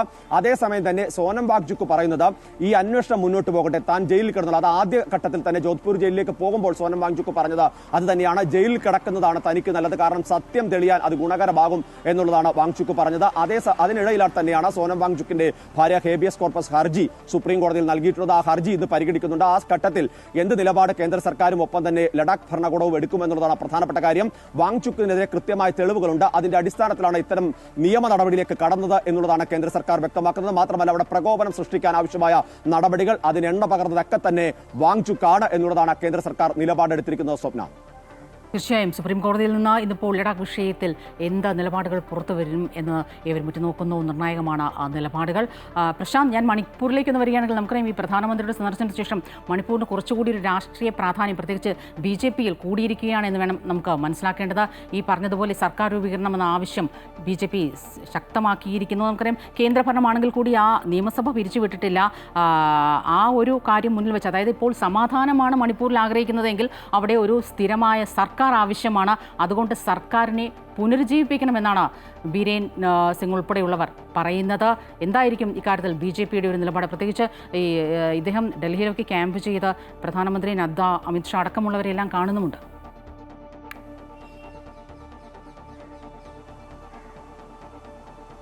സ്വപ്ന, മണിപ്പൂർ സംഘർഷം ഉണ്ടായ ശേഷം കേന്ദ്ര സർക്കാർ നിരവധിയായ നടപടികൾ എടുത്തിരുന്നു. ആ നടപടികൾ മുന്നോട്ട് പോയിരുന്നു. പക്ഷേ അപ്പോഴൊന്നും തന്നെ അതിലവിടെ ഒരു സമാധാനം പുനഃസ്ഥാപിക്കാൻ കഴിഞ്ഞില്ല. അതിന്റെ അടിസ്ഥാനത്തിൽ തന്നെ വലിയ സംഘർഷങ്ങൾ ഉണ്ടാകുന്നു, നിരവധി മരണങ്ങൾ ഉണ്ടാകുന്നു. ഒടുവിൽ കേന്ദ്ര സർക്കാർ നേരിട്ട് ഇടപെടുന്നു. രാഷ്ട്രപതി ഭരണമാണ് കഴിഞ്ഞ മെയ് മുതൽ ഇപ്പോൾ മണിപ്പൂരിൽ നടന്നുകൊണ്ടിരിക്കുന്നത്. സ്വാഭാവികമായും അതിന്റെ അടിസ്ഥാനത്തിൽ തന്നെയാണ് ഇത്തരമൊരു നിലപാട്. അതിനുശേഷം പ്രധാനമന്ത്രി പോലും ഈ സംഘർഷമുണ്ടായി കഴിഞ്ഞ ദിവസങ്ങളിലാണ് പ്രധാനമന്ത്രി മണിപ്പൂരിലേക്ക് എത്തുന്നത്. നിരവധിയായ പദ്ധതികൾ പ്രഖ്യാപിക്കുന്നു. 2 കുക്കി മേധി വിഭാഗങ്ങളുമായി ചർച്ച കേന്ദ്ര ആഭ്യന്തര മന്ത്രാലയം നേരിട്ട് നടത്തുന്നു. അതിന്റെ അടിസ്ഥാനത്തിൽ അവർ ചില വിട്ടുവീഴ്ചകൾ ചെയ്യുന്നു. വഴികൾ, ദേശീയപാതകൾ തുറന്നു നൽകുന്നു. അങ്ങനെ ചില നീക്കുപോക്കുകൾ ഉണ്ടായിട്ടുണ്ട് എന്നതിനപ്പുറത്തെ ഒരു ശാശ്വത പരിഹാരം ഇപ്പോഴും മണിപ്പൂരിൽ ഉണ്ടായിട്ടില്ല എന്നുള്ളത് പ്രധാനപ്പെട്ട കാര്യം തന്നെയാണ്. അങ്ങനെ പരിഹാരം ഉണ്ടാകണമെങ്കിൽ ഒരു ജനാധിപത്യ സർക്കാർ അധികാരത്തിലേക്ക് എത്തണം, ആ അധികാര തുടർച്ച ഉണ്ടാകണം എന്നുള്ളതാണ് BJPയുടെ പോലും നിലപാട് എന്നുള്ളതാണ് എടുത്തു പറയേണ്ടത്. ഇന്നലെ ഇംഫാലിൽ നിന്ന് ഡൽഹിയിലേക്ക് കയറിയ BJP MLA-മാരടക്കം പറയുന്നത് ഈ കാര്യത്തിൽ നിർണായക തീരുമാനം കേന്ദ്ര നേതൃത്വത്തിന്റെ ഭാഗത്തുനിന്നുണ്ടായില്ലെങ്കിൽ പാർട്ടി വിടുന്നത് അടക്കമുള്ള കാര്യങ്ങൾ ഉണ്ടാകുമെന്നൊരു ഭീഷണി അവർ മുഴക്കുന്നുണ്ട്. അതുകൊണ്ട് തന്നെ കേന്ദ്ര സർക്കാരും ഒപ്പം തന്നെ BJP കേന്ദ്ര നേതൃത്വം കൃത്യമായ ഒരു നിലപാടിലേക്ക് എത്തുമെന്നാണ് നമുക്ക് മനസ്സിലാക്കാൻ കഴിയുന്നത്. നിലവിൽ ആഭ്യന്തര മന്ത്രാലയം മണിപ്പൂരിലെ സാഹചര്യങ്ങൾ സംബന്ധിച്ച് പ്രധാനമന്ത്രിക്ക് റിപ്പോർട്ട് നൽകിയിട്ടുണ്ട്. അതിന്റെ കൂടി അടിസ്ഥാനത്തിലായിരിക്കും ഇത്തരം നിലപാടുകൾ എന്നുള്ളതാണ് എടുത്തു പറയേണ്ടത്. ഏതായാലും N. ബീരേൻ സിംഗിന്റെ നേതൃത്വമുള്ള സർക്കാരായിരുന്നു ഭരിച്ചുകൊണ്ടിരുന്നത്. ആ സർക്കാരിനെ രാജിവെപ്പിച്ചുകൊണ്ടാണ് രാഷ്ട്രപതി ഭരണത്തിലേക്ക് കാര്യങ്ങൾ വന്നത്. ഏതായാലും ഇപ്പോൾ BJP ആലോചിക്കുന്നത് എത്രയും പെട്ടെന്ന് സർക്കാർ രൂപീകരണത്തിലേക്ക് കാര്യങ്ങൾ കൊണ്ടുപോകാം എന്നുള്ളതാണ്. അതുകൊണ്ട് കൂടി തന്നെയാണ് അദ്ദേഹത്തിന്റെ N. ബീരൻ സിംഗിന്റെ അനുയായികളാണ് കൂടുതലായും ഈ ചർച്ചയിൽ പങ്കെടുക്കുന്നത്. അദ്ദേഹത്തോട് ചേർന്ന് നിൽക്കുന്ന കൂടുതൽ MLA-മാർ ഇപ്പോൾ ഡൽഹിയിലേക്ക് എത്തിയിട്ടുണ്ട്. അവരിന്ന് പ്രധാനമന്ത്രി അടക്കമുള്ള ആളുകളുമായി കാണാനുള്ള ശ്രമം നടത്തുന്നുണ്ട്. ഒപ്പം തന്നെ കേന്ദ്ര നേതൃത്വവുമായി ചർച്ച ഏതായാലും തീരുമാനിച്ചിട്ടുണ്ട്. ആ ചർച്ചയിൽ ഒരു തീരുമാനം ഉണ്ടാകും. ഈ കാര്യത്തിൽ പക്ഷേ പ്രധാനമന്ത്രിയും കേന്ദ്ര ആഭ്യന്തര മന്ത്രാലയവുമാണ് നിർണായക തീരുമാനങ്ങൾ എടുക്കേണ്ടത്. അവിടുത്തെ സാഹചര്യങ്ങൾ കൃത്യമായി വിലയിരുത്തി ഏത് തരത്തിലുള്ള നടപടി, ഇനി ഏതെങ്കിലും തരത്തിലൊരു സർക്കാർ ഭരണത്തിലേക്ക് വന്നാൽ ഈ 2 വിഭാഗങ്ങൾ പ്രതിഷേധവുമായി വരുമോ തുടങ്ങിയ കാര്യങ്ങൾ പരിശോധിച്ചായിരിക്കും ഇക്കാര്യത്തിൽ ഒരു നിർണായക തീരുമാനം എടുക്കുക. സ്വപ്ന, സുപ്രീം കോടതിയിൽ നിന്ന് മറ്റൊരു പ്രധാന വാർത്ത കൂടി നമ്മൾ പ്രതീക്ഷിക്കുന്നുണ്ട്. കരൂർ ദുരന്തത്തിൽ പ്രതികളായ TVK നേതാക്കൾ നൽകിയ മുൻകൂർ ജാമ്യാപേക്ഷ അത് ഇന്നിപ്പോൾ സുപ്രീം കോടതിയിൽ എത്തുന്നുണ്ട്. ജാമ്യാപേക്ഷ തള്ളിയ മദ്രാസ് ഹൈക്കോടതി ഉത്തരവിനെതിരെയാണ് TVK സുപ്രീം കോടതി സമീപിച്ചിരിക്കുന്നത്. TVK general secretary N. Anand, joint secretary Nirmal Kumar എന്നിവരാണ് മുൻകൂർ ജാമ്യാപേക്ഷയുമായി കോടതിയിലെത്തിയിട്ടുള്ളത്. Justice M. ജ്യോതിമാരന്റെ ബെഞ്ചാണ് ജാമ്യാപേക്ഷ തള്ളിയത്. അപകടത്തിൽ പ്രത്യേക അന്വേഷണ സംഘത്തിന് മദ്രാസ് ഹൈക്കോടതി രൂപം നൽകിയിരുന്നു. IG അസ്ര ഗാർഗ് IPS നേതൃത്വത്തിലാണ് അന്വേഷണം മുന്നോട്ട് പോവുക. സെപ്റ്റംബർ 27 അപകടത്തിൽ 41 പേരാണ് മരിച്ചത്. അമേരിക്കൻ പ്രസിഡന്റ് ഡൊണാൾഡ് ട്രംപ് മുന്നോട്ട് വെച്ച ഗാസ സമാധാന പദ്ധതിയുടെ ആദ്യ ചർച്ച ഇന്ന് ഈജിപ്തിലെ കെയ്റോയിൽ നടക്കും. ബന്ദികളുടെയും പലസ്തീൻ തടവുകാരുടെയും കൈമാറ്റമാണ് മുഖ്യ ചർച്ചാ വിഷയം. ഖത്തർ, ഈജിപ്ത്, അമേരിക്ക എന്നീ രാജ്യങ്ങളുടെ മധ്യസ്ഥതയിലാണ് ചർച്ച. ഇസ്രയേൽ ഹമാസ് പ്രതിനിധികൾ ചർച്ചയിൽ പങ്കെടുക്കും. ഖലീൽ അൽ ഹവിയാണ് ഹമാസ് പ്രതിനിധി സംഘത്തെ നയിക്കുന്നത്. റോൺ ഡേമറിന്റെ നേതൃത്വത്തിലാണ് ഇസ്രയേൽ ചർച്ചയിൽ പങ്കെടുക്കുന്നത്. 20 സമാധാന പദ്ധതിയിലെ ഹമാസിന്റെ പൂർണ്ണമായ നിരായുധീകരണം എന്ന നിർദ്ദേശത്തോടെ ഹമാസ് ഇനിയും മുഖം തിരിച്ചു നിൽക്കുന്ന സാഹചര്യത്തിൽ ഇസ്രയേൽ വിട്ടുവീഴ്ചയ്ക്ക് തയ്യാറാകുമോ എന്നാണ് കണ്ടറിയേണ്ടത്. യുദ്ധാനന്തര ഗാസയിൽ പലസ്തീൻ ഭരണം എന്ന നിർദ്ദേശത്തിനും ഇസ്രയേലിലെ നെതന്യാഹു സർക്കാർ എതിരാണ്. മുൻപ് നടന്ന സമാധാന ചർച്ചകളെല്ലാം തട്ടിത്തടഞ്ഞത് ഈ നിർദ്ദേശങ്ങളിലാണ്. അതിനിടെ യൂറോപ്പിൽ വ്യാപകമായി പലസ്തീൻ അനുകൂല റാലികൾ തുടരുന്നു. ബാഴ്സലോണയിൽ നടന്ന റാലിയിൽ 70,000 പേർ പങ്കെടുത്തു. ലണ്ടനിൽ റാലിയിൽ പങ്കെടുത്ത 400 പേരെ അറസ്റ്റ് ചെയ്തിരുന്നു. സമാധാന ചർച്ചകൾക്ക് തയ്യാറെടുക്കുമ്പോഴും ഗാസയിൽ ഇസ്രയേലിന്റെ നരഹത്യ തുടരുകയാണ്.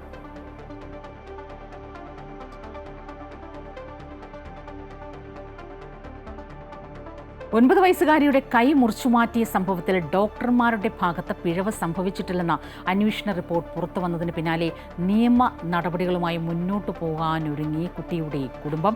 കുട്ടിക്ക് ചികിത്സാ സഹായം നൽകണമെന്ന ആവശ്യവും കുടുംബം ഉന്നയിക്കുന്നുണ്ട്. പാലക്കാട് ജില്ലാ ആശുപത്രിയിൽ പെൺകുട്ടിക്ക് കൃത്യമായ ചികിത്സ ലഭിച്ചിരുന്നുവെന്നാണ് അന്വേഷണ റിപ്പോർട്ട് പറയുന്നത്. വിവരങ്ങളുമായി ലക്ഷ്മി പ്രിയ ചേരുകയാണ്.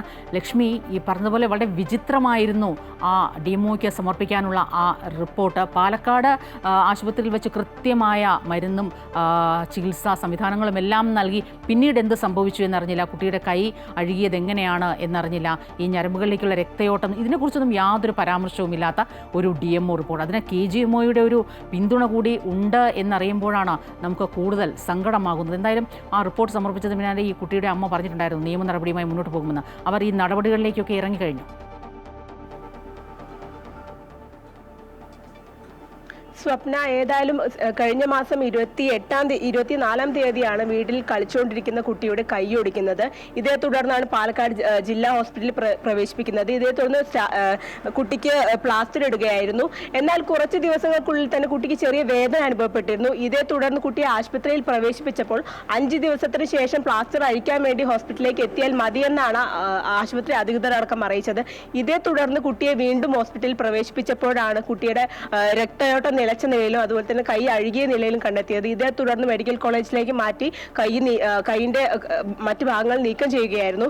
ഏതായാലും ഈ ഒരു സംഭവത്തിന് പിന്നാലെ തന്നെ കുടുംബം വലിയ രീതിയിൽ ജില്ലാശുപത്രിക്കെതിരെ ആരോപണം ഉന്നയിച്ച് രംഗത്തെത്തിയിരുന്നു. ഇതിന് പിന്നാലെയാണ് ഈ പുതിയ അന്വേഷണ റിപ്പോർട്ട് വരുന്നത്. ഇതിൽ ഇത്തരത്തിലുള്ള ഒരു പരാമർശവും നടത്തിയിട്ടില്ല എന്ന് തന്നെയാണ് ഒരു വിചിത്രമായിട്ടുള്ള കാര്യം തന്നെയാണ്. കാരണം കുട്ടിക്ക് എന്തുകൊണ്ട് ഈ ഒരു അവസ്ഥയിൽ എത്തി എന്നുള്ള രീതിയിലുള്ള ഒരു പരാമർശവും ഈ റിപ്പോർട്ടിലില്ല.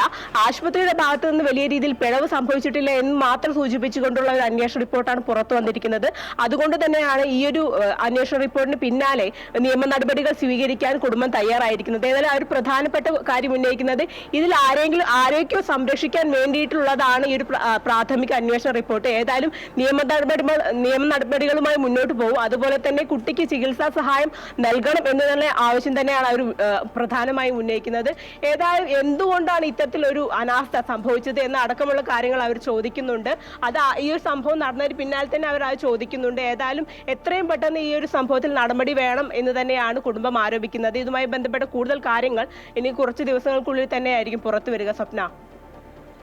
തീർച്ചയായും ലക്ഷ്മി, എത്രയൊക്കെ ക്ലീൻ ചിറ്റൊക്കെ നൽകിയാലും ഈ മനസാക്ഷി കോടതി എന്ന് പറയുന്നിടത്ത് ഇവർ ആജീവനാന്തം മരിക്കുന്നതുവരെ കുറ്റക്കാർ തന്നെയായിരിക്കും. ഇത്രയൊക്കെ സഹായങ്ങൾ ചെയ്തു എന്ന് പറഞ്ഞാലും ഒരു 9 വയസ്സുകാരി പെൺകുട്ടിയുടെ വലത് കൈ നഷ്ടപ്പെടുക, അതിന് പകരം നമുക്കൊന്നും ചെയ്യാനില്ല, ഒന്നും പറയാനുമില്ല. മറ്റൊരു റിപ്പോർട്ടിലേക്കാണ്. കോഴിക്കോട് മുക്കത്ത് വാഹനാപകടത്തിൽ ഒരാൾ മരിച്ച സംഭവത്തിൽ അപകടത്തിന്റെ CCTV ദൃശ്യങ്ങൾ പുറത്തുവന്നു. കറുത്തപറമ്പ് സ്വദേശി ശിവനാണ് മരിച്ചത്. എടവണ്ണ കൊയിലാണ്ടി സംസ്ഥാന പാതയിൽ മുക്കം വലിയ പറമ്പിൽ വെച്ചാണ് സംഭവം. കാറും ഓട്ടോറിക്ഷയും കൂട്ടിയിടിച്ചുണ്ടായ അപകടത്തിൽ റോഡിലേക്ക് തെറിച്ചു വീണ ആളുടെ ശരീരത്തിലൂടെ ബസ് കയറിയിറങ്ങുകയായിരുന്നു.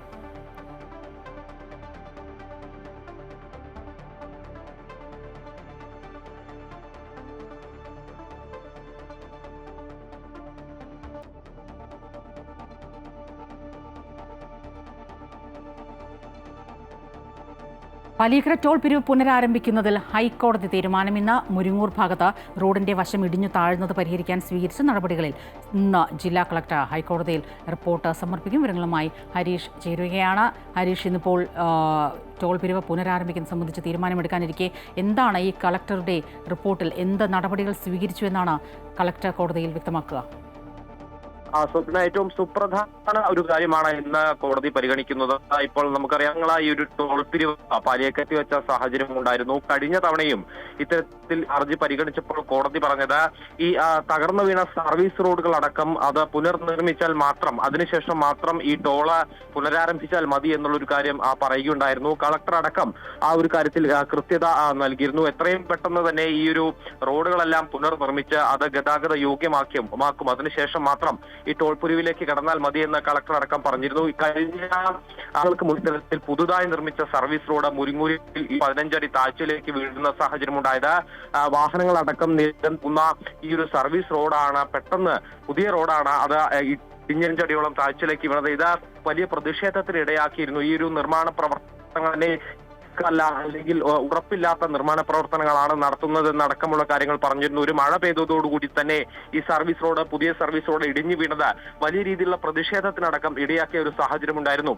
ഈ സാഹചര്യമെല്ലാം പരിഗണിച്ചാണ് പറഞ്ഞത് ഇത് കൃത്യമായി ഈ സർവീസ് റോഡുകളടക്കം പുനർനിർമ്മിച്ച് ഗതാഗത യോഗ്യമാക്കിയതിനു ശേഷം മാത്രം ഇത്തരയിൽ ടോൾ പിരിവ് നടത്തിയാൽ മതി എന്നുള്ളൊരു കാര്യം പറഞ്ഞിരുന്നു. ഇന്ന് ഈ കോടതി ഈ ഒരു ഹർജി പരിഗണിക്കുമ്പോൾ ഇത്തരത്തിൽ ഈ പുനർനിർമ്മാണം, അതായത് സർവീസ് റോഡിന്റെ അടക്കം, മുരിങ്ങൂരിലെ സർവീസ് റോഡിന്റെ പുനർനിർമ്മാണം അടക്കം കളക്ടർ ചർച്ച ചെയ്യുമെന്നാണ് മനസ്സിലാക്കുന്നത്. നിലവിൽ ആ നിർമ്മാണ പ്രവർത്തനങ്ങൾ നടന്നുകൊണ്ടിരിക്കുകയാണ്. മുരിങ്ങൂരിലടക്കമുള്ള ഈ നിർമ്മാണ പ്രവർത്തനങ്ങൾ നടന്നുകൊണ്ടിരിക്കുകയാണ്. അതൊന്ന് പൂർത്തിയാക്കിയ ശേഷം മാത്രം ടോൾ പിരിവിലേക്ക് കടക്കുകയുള്ളൂ എന്ന് കോടതി കഴിഞ്ഞ തവണ പറഞ്ഞുകൊണ്ട് ഇപ്പോൾ നിർമ്മാണം പൂർത്തിയാക്കുന്ന സാഹചര്യമുണ്ട്. പക്ഷേ പല സ്ഥലങ്ങളിലും ഇപ്പോഴും വലിയ രീതിയിലുള്ള ഗതാഗത കുരുക്ക്, കഴിഞ്ഞ ദിവസം മണിക്കൂറുകളോളം മുരിങ്ങൂരിൽ ഗതാഗത കുരുക്ക് അനുഭവപ്പെട്ടിരുന്നു.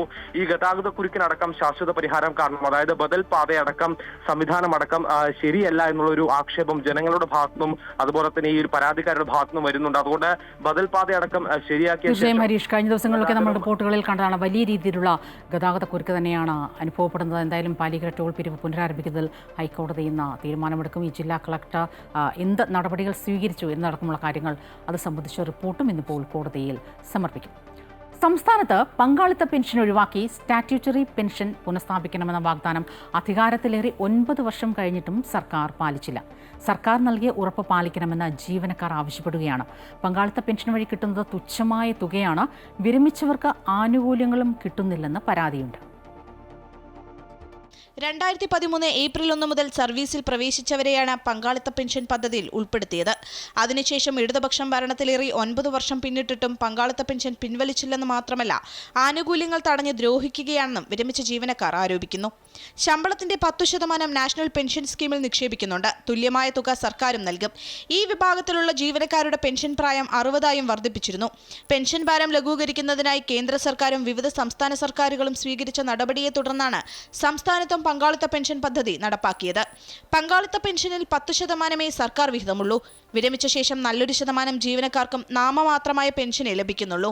പങ്കാളിത്ത പെൻഷൻ പദ്ധതി പിൻവലിക്കണമെന്നാണ് LDFന്റെ പ്രഖ്യാപിത നയമെങ്കിലും പങ്കാളിത്ത പെൻഷനിൽ നിന്ന് പിന്മാറാൻ പ്രായോഗിക തടസ്സങ്ങളുണ്ടെന്നാണ് സർക്കാരിന്റെ വിലയിരുത്തൽ. പങ്കാളിത്ത പെൻഷൻ പിൻവലിക്കുമെന്നായിരുന്നു 2016ലെയും 2021ലെയും LDFന്റെ തെരഞ്ഞെടുപ്പ് വാഗ്ദാനം. എന്നാൽ ഇതുവരെയും അതിൽ തീരുമാനമായിട്ടില്ല. വർഷങ്ങളായി ജോലിയെടുത്തിട്ടും പലർക്കും പെൻഷനായി ലഭിക്കുന്നത് 2000 രൂപയിൽ താഴെ മാത്രമാണ്. ലഭിക്കുന്ന ഈ തുച്ഛമായ തുക കൊണ്ട് യാതൊരു വിധത്തിലും ജീവിക്കാൻ സാധ്യമല്ല എന്നാണ് വിരമിച്ച ജീവനക്കാർ പറയുന്നത്. അമൃത ന്യൂസ്, തിരുവനന്തപുരം. വർഷങ്ങളോളം ജോലി ചെയ്തിട്ടും പെൻഷനായി കിട്ടുന്നത് തുച്ഛമായ തുകയാണെന്നാണ് ജീവനക്കാരുടെ പ്രധാന പരാതി.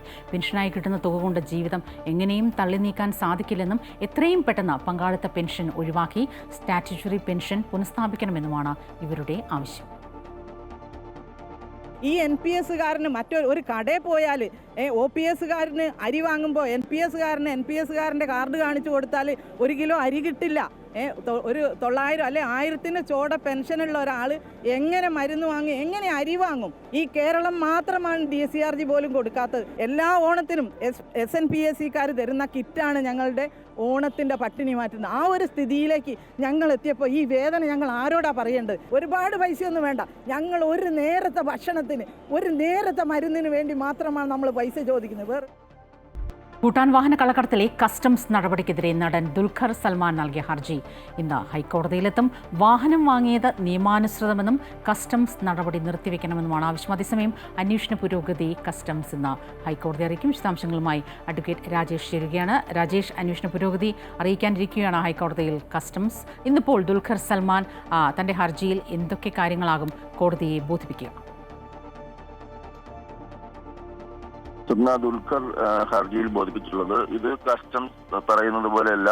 വാഹനം വാങ്ങിയത് നിയമാനുസൃതം തന്നെയാണ്. റെട്രോസ് ഉപയോഗിച്ചിരുന്ന വാഹനം, ആ വാഹനമാണ് താൻ നിയമപ്രകാരം എല്ലാ രേഖകളും അടക്കം വിലയ്ക്ക് വാങ്ങിയത്. ഇതിൽ കസ്റ്റംസ് ആരോപിക്കുന്ന തരത്തിലുള്ള യാതൊരു അതല്ലെങ്കിൽ വ്യാജമായിട്ടുള്ള രേഖകളോ അങ്ങനെയുള്ള ഇതോ ഡ്യൂട്ടി വെട്ടിപ്പോ അങ്ങനെയുള്ള കാര്യങ്ങളൊന്നുമില്ല. ഏതായാലും ഇതിൽ വാഹനം തനിക്ക് വിട്ടുകിട്ടണം, കസ്റ്റംസിന്റെ നടപടിയെ ചോദ്യം ചെയ്താണ്. കസ്റ്റംസിന്റെ നടപടി പ്രകാരം അല്ല കസ്റ്റംസ് ഇപ്പോൾ വാഹനം പിടിച്ചെടുത്തിരിക്കുന്നത്. നടപടി ചട്ടവിരുദ്ധമാണ്. ഈ കാര്യങ്ങളെല്ലാം ചൂണ്ടിക്കാട്ടിക്കൊണ്ടാണ് ദുൽഖർ ഹൈക്കോടതിയെ സമീപിച്ചിട്ടുള്ളത്. ഹൈക്കോടതി കസ്റ്റംസിനോട് വിശദീകരണം തേടിയിട്ടുണ്ട്. ഇന്ന് കസ്റ്റംസ് ഇതിന്റെ മറുപടി സത്യവാങ്മൂലം, അതിന്റെ തെളിവുകൾ അല്ലെങ്കിൽ കസ്റ്റംസിന്റെ അല്ലെങ്കിൽ കസ്റ്റംസ് കണ്ടെത്തിയിട്ടുള്ള തെളിവുകൾ എന്തെങ്കിലും ഉണ്ടെങ്കിൽ അത് കോടതിയെ ബോധിപ്പിക്കും. ഏതായാലും ദുൽഖറിന്റെ വാദം ശരിയെങ്കിൽ ഒരുപക്ഷെ ഹൈക്കോടതി വാഹനം വിട്ടു നൽകാൻ കസ്റ്റംസിന് നിർദ്ദേശം നൽകിയേക്കാം. പക്ഷേ കസ്റ്റംസിന്റെ ഭാഗം എന്താണെന്ന് ഇന്ന് കോടതിയിൽ വരുമ്പോൾ മാത്രമേ മനസ്സിലാവുകയുള്ളൂ. അതിനുശേഷമായിരിക്കും ഹൈക്കോടതി ഇക്കാര്യത്തിൽ ഒരു തീർപ്പ് കൽപ്പിക്കുക. സുബ്ന. ഭൂട്ടാൻ വാഹന കള്ളക്കടത്തിലെ കസ്റ്റംസ് നടപടിക്കെതിരെ നടൻ ദുൽഖർ സൽമാൻ നൽകിയ ഹർജി ഇന്നിപ്പോൾ ഹൈക്കോടതിയുടെ പരിഗണനയിൽ എത്തുന്നു. ഈ വാഹനം വാങ്ങിയത് നിയമാനുസൃതമാണ്, ഒപ്പം ഈ കസ്റ്റംസ് നടപടി നിർത്തിവെക്കണമെന്നുള്ള ആവശ്യമാണ് പ്രധാനമായും ഈ ഹർജിയിൽ ദുൽഖർ സൽമാൻ ഉന്നയിക്കുന്നത്. അതേസമയം ഈ അന്വേഷണ പുരോഗതി റിപ്പോർട്ടും കസ്റ്റംസ് ഇന്നിപ്പോൾ ഹൈക്കോടതിയെ അറിയിക്കും. അഡ്വക്കേറ്റ് രാജേഷാണ് വിവരങ്ങളുമായി ചേർന്നത്. ഈ ഭൂട്ടാൻ വഴിയുള്ള വാഹന കള്ളക്കടത്തിൽ കസ്റ്റംസിന്റെ അന്വേഷണം ഇഴയുന്നു എന്ന സൂചനകൾ. 150ഓളം വാഹനങ്ങൾ കേരളത്തിലേക്ക് കടത്തിയിട്ടുണ്ട് എന്ന് കസ്റ്റംസ് പറയുമ്പോൾ 39 വാഹനങ്ങൾ മാത്രമാണ് ഇതുവരെ പിടികൂടാൻ കഴിഞ്ഞത്. വിവരങ്ങളുമായി കിരൺ ചേരുകയാണ്. കിരൺ, ഈ സംഖ്യയിൽ വലിയൊരു വ്യത്യാസമാണ്. 150ഓളം വാഹനങ്ങൾ കടത്തിയിട്ടുണ്ട് എന്ന കണക്കുകൾ, പക്ഷേ 39 വാഹനങ്ങൾ മാത്രമേ ഇതുവരെ പിടികൂടാൻ കഴിഞ്ഞിട്ടുള്ളൂ. എന്താണ് ഇതിൻ്റെ ഒരു കാരണം?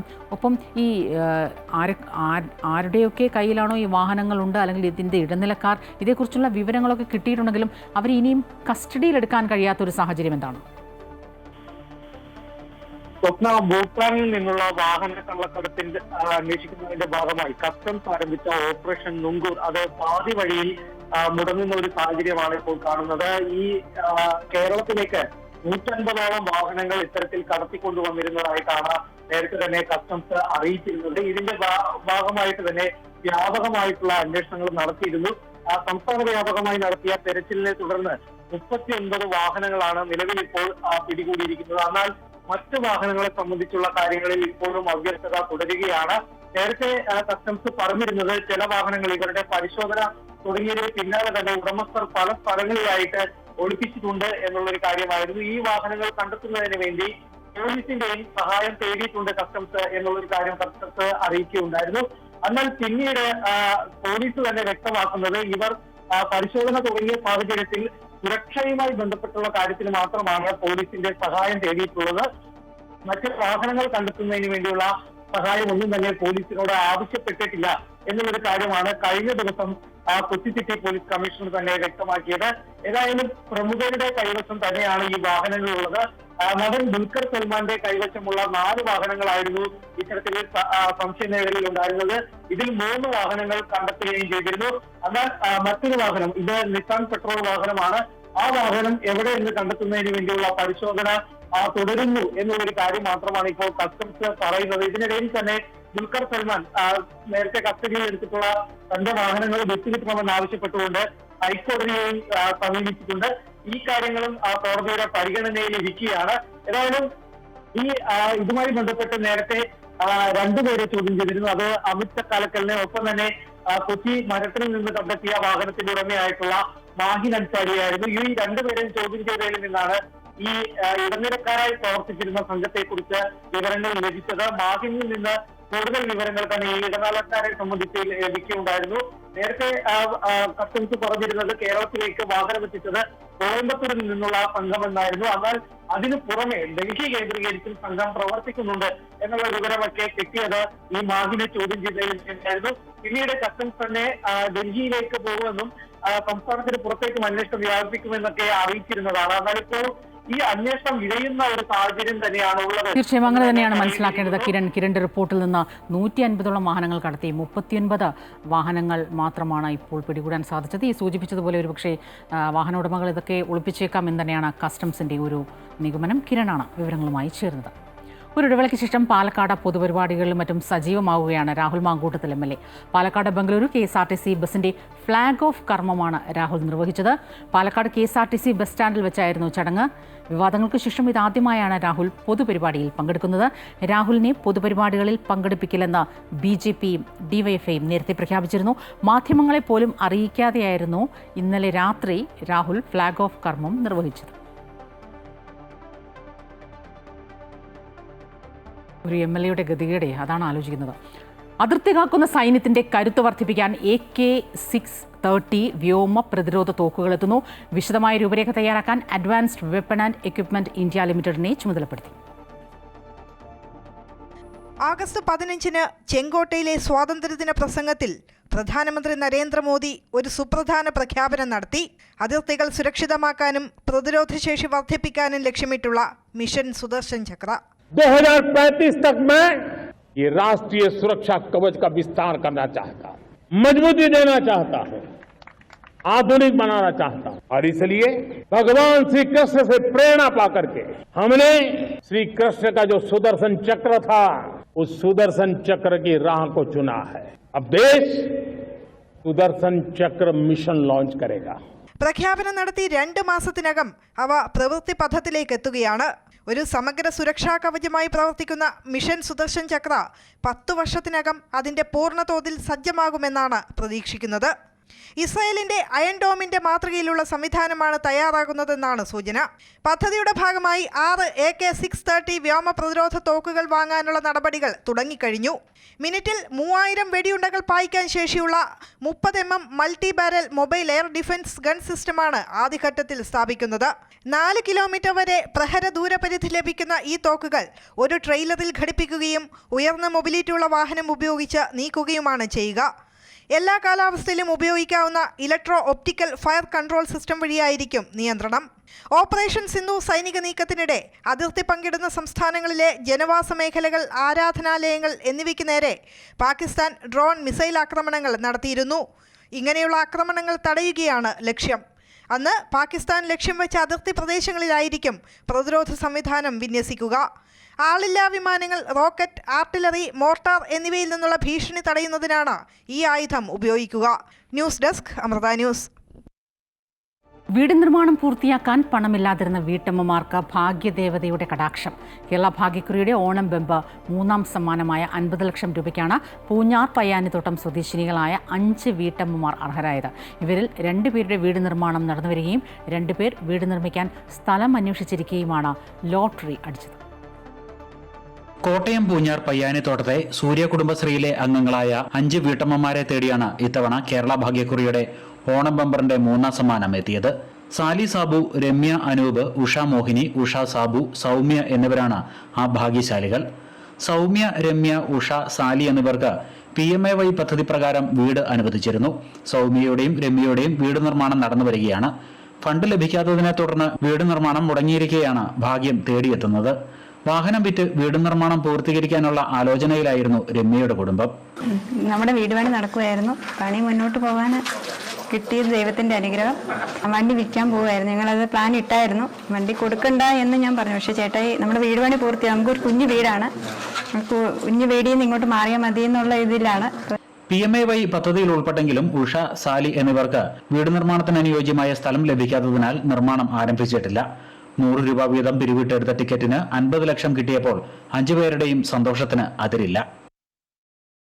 ഞങ്ങൾ 5 പേര് കൂടി, ഞങ്ങൾ സംഘത്തിൽ, ഞങ്ങൾ സൂര്യ കുടുംബത്തിലെ കുടുംബശ്രീക്കാരാണ്. ഞങ്ങൾ 5 പേര് കൂടി ടിക്കറ്റ് എടുത്ത് 100 രൂപ വെച്ച് പിരിച്ചെടുത്ത് ലോട്ടറി ടിക്കറ്റ് എടുത്ത് സൂക്ഷിച്ചു. ഇന്നലെ ടിക്കറ്റ് നോക്കിയപ്പം അടിച്ചിട്ടുണ്ട്. അന്നേരം ഒത്തിരിയേറെ സന്തോഷം തോന്നി. പെരപണി പൂർത്തിയാക്കാനുള്ളവർക്ക് പൂർത്തിയാക്കാം. ഓട്ടോ വിൽക്കാനിരുന്നവരും ഒക്കെ ഉണ്ട്, അതെല്ലാം ഒഴിവായി. ഏതായാലും ദൈവം അനുഗ്രഹിച്ച് ഇത്രയാണെങ്കിലും ഞങ്ങൾക്ക് കിട്ടി. ഞങ്ങൾക്ക് പിടിച്ചു നിൽക്കാനുള്ള തുക ഞങ്ങൾക്ക് കിട്ടുന്നുണ്ട്. ഒത്തിരിയേറെ സന്തോഷമുണ്ട്. മുമ്പും പിരിവിട്ട് ബമ്പർ ലോട്ടറി ടിക്കറ്റുകൾ എടുത്തിട്ടുണ്ടെങ്കിലും സമ്മാനമടിക്കുന്നത് ആദ്യമായാണ്. ടിക്കറ്റ് കേരള ഗ്രാമീൺ ബാങ്കിന്റെ പൂഞ്ഞാർ ശാഖയിൽ ഇവർ ഏൽപ്പിച്ചു. സമ്മാനത്തുക മറ്റൊന്നിനും ചെലവഴിക്കാതെ വീട് നിർമ്മാണത്തിനും കടങ്ങൾ തീർക്കാനും വേണ്ടി മാത്രം ചെലവഴിക്കുമെന്നാണ് ഇവർ പറയുന്നത്. അമൃത ന്യൂസ്, കോട്ടയം.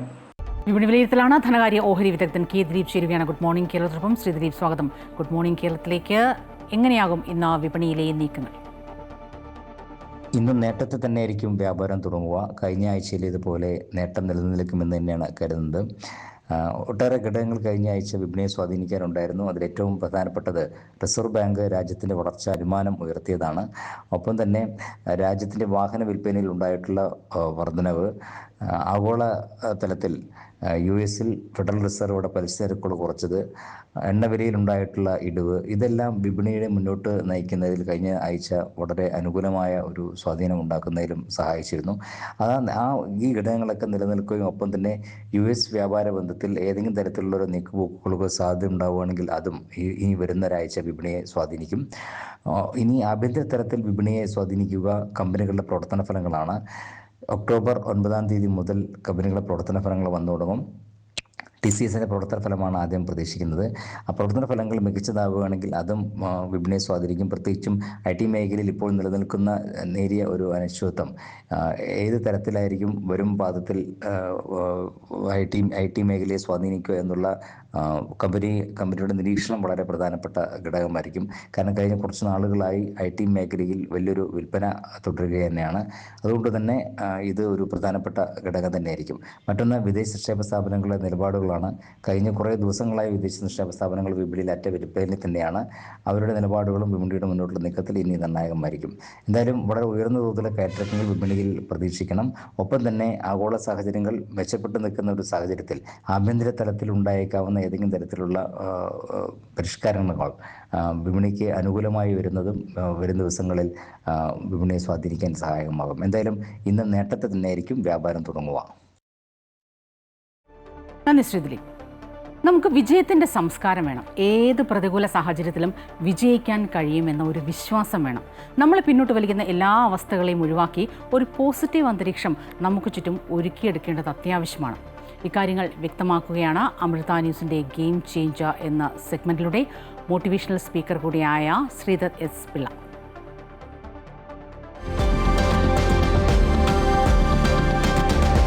വർഷം 2006 ഒരു നീണ്ട ഒരു ക്രിക്കറ്റിംഗ് സീസണിന് ശേഷം വളരെ ക്ഷീണിതരായ ഒരു ഓസ്ട്രേലിയൻ ടീം അവരുടെ ആ സീസണിൻ്റെ അവസാനത്തെ അസൈൻമെൻറ്റ് ബാംഗ്ലാദേശിലാണ്. തീരെ താല്പര്യമില്ലാതെയാണ് അവർ ബാംഗ്ലാദേശിലേക്ക് വരുന്നുള്ളത് വളരെ എവിഡൻ്റ് ആയിരുന്നു. അതിന് മുമ്പ് റിക്കി പോണ്ടിങ് ക്യാപ്റ്റൻ പറഞ്ഞു, ഞങ്ങൾ ടയേർഡാണ്, അല്ലെങ്കിൽ ഇതൊരു ആവശ്യമില്ലാത്തൊരു സീരീസ് ആണെന്നുള്ള രീതിയിൽ ഡയറക്റ്റായിട്ട് പറഞ്ഞില്ലെങ്കിൽ പോലും അതിനെ ഹിൻഡ് ചെയ്യുന്ന രീതിയിലാണ് റിക്കി പോണ്ടിങ് പറഞ്ഞത്. ഒരു ഫേമസ് കോട്ടുണ്ട് ബ്രെറ്റ്ലി വന്നിട്ട് അവിടെ ബാംഗ്ലാദേശിൽ വന്ന എയർപോർട്ടിൽ ആരോ ചോദിച്ചപ്പോൾ പറഞ്ഞു, there is nothing left in the tank, only fumes, പുക മാത്രമേ ഉള്ളൂ. കാരണമുണ്ട്, അവർ നീണ്ട ഒരു സീസൺ കഴിഞ്ഞിട്ട് വരുവാണ്.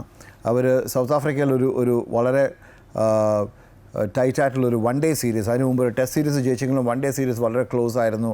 പിന്നെ അതിന് മുമ്പ് ആഷസ് സീരീസ് 2005 അത് വർഷങ്ങൾക്ക് ശേഷം ഓസ്ട്രേലിയ തോറ്റു. ഇതെല്ലാം കഴിഞ്ഞിട്ട് വളരെ ടയേർഡ് ലിംസുമായിട്ട് ടയേർഡ് മൈൻഡ്സുമായിട്ട് ഒരു പറ്റം ഓസ്ട്രേലിയൻ ക്രിക്കറ്റേഴ്സ് ബാംഗ്ലാദേശ് സീരീസിന് വരുന്നു. ബാംഗ്ലാദേശ് അന്ന് ഒരു മിനോസ് അല്ലെങ്കിൽ അധികം സ്ട്രോങ് ആയിട്ടുള്ള സൈഡായിട്ടല്ല അറിയപ്പെട്ടിരുന്നത്. അപ്പോൾ ആദ്യത്തെ മാച്ച് വേറൊരു കാര്യം എന്ന് വെച്ചാൽ ഓസ്ട്രേലിയക്കാർക്ക് അന്ന് ഒരു പ്രാക്ടീസ് ഗെയിമും ഇല്ലാതെയാണ് അവർ നേരിട്ട് മാച്ചിലേക്ക് വരുവാണ്. ഈ മാച്ചിൽ ആദ്യത്തെ 2 ദിവസം കഴിഞ്ഞപ്പം ബാംഗ്ലാദേശിന് ക്ലിയർ അഡ്വാൻറ്റേജ് ആണ്. എന്ന് വെച്ചാൽ അവർ ഒരിക്കലും പ്രതീക്ഷിക്കാത്ത രീതിയിലുള്ള ഒരു അഡ്വാൻറ്റേജസ് പൊസിഷനിലാണ് അവർ നിൽക്കുന്നത്. അപ്പോൾ നമുക്കറിയാം, ഒരു ടെസ്റ്റ് മാച്ച് നടക്കുമ്പോൾ ഓരോ ദിവസം വൈകുന്നേരവും ടീമിൽ നിന്ന് ഒരു റെപ്രസെൻറ്റേറ്റീവ്, പലപ്പോഴും ക്യാപ്റ്റനായിരിക്കും അല്ലെങ്കിൽ വേറെ ആളായിരിക്കും, വന്ന് ഒരു പ്രസ് കോൺഫറൻസിൽ സംസാരിക്കും. എന്നെ ഭയങ്കരമായിട്ട് എന്താ പറയുക ഷോക്ക് ചെയ്തൊരു കാര്യം എന്താണെന്ന് ചോദിച്ചാൽ, ക്ലിയർ വിന്നിങ് പൊസിഷനിൽ നിൽക്കുന്ന ബാംഗ്ലാദേശിൻ്റെ ക്യാപ്റ്റൻ ഹബീബുൾ ബാഷർ അദ്ദേഹം വന്നിരിക്കുന്നു, പ്രസ് കോൺഫറൻസ് വന്നിരിക്കുന്നു. അദ്ദേഹം പറയുന്നു, ഞങ്ങളൊരു നല്ല പൊസിഷനിലാണ്, ഇവിടുന്ന് ഞങ്ങൾക്കൊരു സമനില വേണമെങ്കിൽ സാധ്യമാവും. We can draw the match from now. അതായത് ക്ലിയർലി വിന്നിങ് പൊസിഷനിൽ നിൽക്കുന്ന ഒരു ടീമിൻ്റെ ക്യാപ്റ്റനാണെന്ന് പറയുന്നത്.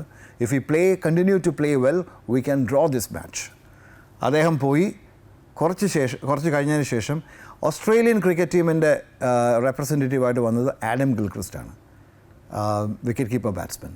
ആഡം ഗിൽക്രിസ്റ്റ് പറഞ്ഞ വാക്കുകൾ ഇപ്പോഴും എൻ്റെ ചെവിയിലുണ്ട്. അദ്ദേഹം പറഞ്ഞു, yes, we are in a spot of bother, but we need to find a way to win from here. അതായത് ഇപ്പം കുറച്ച് പ്രശ്നമുള്ളൊരു അവസ്ഥയിലാണ് ഞങ്ങൾ, പക്ഷേ ഇവിടുന്ന് എങ്ങനെ ഞങ്ങൾക്ക് ജയിക്കാനൊരു വഴി കണ്ടെത്തേണ്ടിയിരിക്കുന്നു. And they did. ഇതെന്താണ്? ഇത് ബിലീഫിൻ്റെ ഒരു വ്യത്യാസമാണ് തമ്മിലല്ലേ. ബാംഗ്ലാദേശ് ക്യാപ്റ്റൻ ഒരു വിന്നിങ് പൊസിഷൻ ഐഡൻറ്റിഫൈ ചെയ്യുന്നില്ല, അല്ലെങ്കിൽ അവർക്ക് വിൻ ചെയ്യാമെന്നൊരു വിശ്വാസം അവർക്ക് വരുന്നില്ല. നേരെ മറിച്ചൊരു ഓസ്ട്രേലിയൻ ക്രിക്കറ്റർ പറയുകയാണ്, ഇവിടുന്ന് ഞങ്ങൾക്ക് എങ്ങനെ ജയിക്കാം എന്ന് ഞങ്ങൾക്ക് നോക്കേണ്ടിയിരിക്കുന്നു. അവർ ജയിച്ചു. ഒരു നാരോ മാർജിനാണ്. ഒരു വളരെ വലിയൊരു ഫസ്റ്റ് ഇന്നിങ്സ് ലീഡ് കൺസീഡ് ചെയ്തതിന് ശേഷം 2ാം ഇന്നിങ്സിൽ വരവ് നടത്തി 3 വിക്കറ്റ് എന്നൊരു മാർജിനാണ് ഓസ്ട്രേലിയ ജയിക്കുന്നത്. It's not a big margin, but eventually they won. From a losing position they manage to win the match. From the jaws of defeat they snatch victory. ഇതെന്താണ്? ഇത് എന്നെ സംബന്ധിച്ചോളം ഇതൊരു സംസ്കാരത്തിൻ്റെ വ്യത്യാസമാണ്, ഒരു കൾച്ചറിൻ്റെ വ്യത്യാസമാണ്. ബാംഗ്ലാദേശ് ഒരു വിന്നിങ് കൾച്ചർ അവർക്കില്ലായിരുന്നു. ഓസ്ട്രേലിയക്ക് ഒരു വിന്നിങ് കൾച്ചർ മാത്രമേ ഉണ്ടായിരുന്നുള്ളൂ. നമ്മളെല്ലാവരും, അല്ലെങ്കിൽ നമ്മൾ പലരിലും ഒരു ബാംഗ്ലാദേശ് ഉണ്ടല്ലേ. പലപ്പോഴും ഒരു വിന്നിങ് പൊസിഷനിലാണ് നമ്മൾ നിൽക്കുന്നതെന്ന് നമ്മൾ ഐഡൻറ്റിഫൈ ചെയ്യുന്നില്ല. അല്ലെങ്കിൽ വിന്നിങ് പൊസിഷനിലാണെങ്കിലും നമുക്ക് ജയിക്കാം എന്ന് നമ്മൾ എന്തുകൊണ്ടോ വിശ്വസിക്കുന്നില്ല. ഒരുപക്ഷെ ഹിസ്റ്ററി ആയിരിക്കാം, നമ്മളുടെ ചരിത്രം അതായിരിക്കാം, നമ്മൾ പല പ്രാവശ്യം തോറ്റിട്ടുണ്ടാവാം. നന്നായിട്ട് പഠിച്ചാലും നമ്മൾ ചിലപ്പോൾ എക്സാമിൽ നമ്മൾ പ്രസൻറ്റ് ചെയ്യുന്ന രീതി അല്ലെങ്കിൽ നമ്മൾ എഴുതുന്ന രീതി കൊണ്ട് നമുക്ക് ചിലപ്പോൾ തോൽവി വരുന്നു, അല്ലെങ്കിൽ നമ്മൾ ഉദ്ദേശിക്കുന്ന മാർക്ക് കിട്ടുന്നില്ല. ഒരു സെയിൽസ്മാൻ വളരെ നല്ല രീതിയിൽ എല്ലാം ചെയ്തിട്ട് അവസാനം ആ സെയിൽസ് കോൾ അത് ക്ലോസ് ചെയ്യുന്ന സമയമാകുമ്പോൾ എന്തെങ്കിലും സംഭവിക്കുന്നു, അത് നമുക്ക് കിട്ടുന്നില്ല. It's a culture that we get into, right? Winning എന്നതൊരു സംസ്കാരമാണ്. അതെങ്ങനെ കൾട്ടിവേറ്റ് ചെയ്തെടുക്കാം? അത് നമ്മളിലുള്ള ഒരു നെഗറ്റീവ് ഒരു എന്താ പറയുക, തോട്ട്സിനെ മാറ്റി വെച്ചുകൊണ്ട് നമ്മളുള്ള സ്ട്രെങ്സ് മാത്രം ഫോക്കസ് ചെയ്ത് നമ്മളുടെ റൈറ്റായിട്ടുള്ള ഗോൾസ് സെറ്റ് ചെയ്ത്, അതുപോലെ തന്നെ നമ്മളിൽ എന്തൊക്കെയാണോ നമ്മളുടെ നെഗറ്റീവ് ഹാബിറ്റ്സ് അതിനെ നമ്മൾ വളരെ കോൺഷ്യസ് ആയിട്ട് ഇറാഡിക്കേറ്റ് ചെയ്താൽ മാത്രമേ നമുക്കത് സാധിക്കുകയുള്ളൂ. And very very important is to have a positive ecosystem. നമ്മളുടെ ആ ഒരു environment, we have to create a winning environment. നെഗറ്റീവായിട്ടുള്ള അല്ലെങ്കിൽ നമ്മൾ ലക്ഷ്യത്തിലെത്താതിരിക്കാനുള്ള എന്ത് റീസണായാലോ, അത് സാഹചര്യങ്ങളാവാം, അല്ലെങ്കിൽ നമ്മൾ ചുറ്റുമുള്ള ആളുകളാവാം, അല്ലെങ്കിൽ നമ്മൾ കഴിക്കുന്ന ഭക്ഷണമാവാം, അല്ലെങ്കിൽ നമ്മളുടെ ചില രീതികളാവാം, ഉറങ്ങുന്ന സമയമാവാം, ഉറങ്ങുന്ന ടൈം ആവാം, അല്ലെങ്കിൽ ഉറങ്ങുന്ന നമ്പർ ഓഫ് അവേഴ്സ് ആവാം, എഴുന്നേൽക്കുന്ന സമയമാവാം, എന്തായിരുന്നാലും നമ്മളത് മാറ്റിയേ പറ്റുള്ളൂ. And we need to create a winning culture. So let's not be Bangladesh, let's be Australia here. Thank you and have a great day.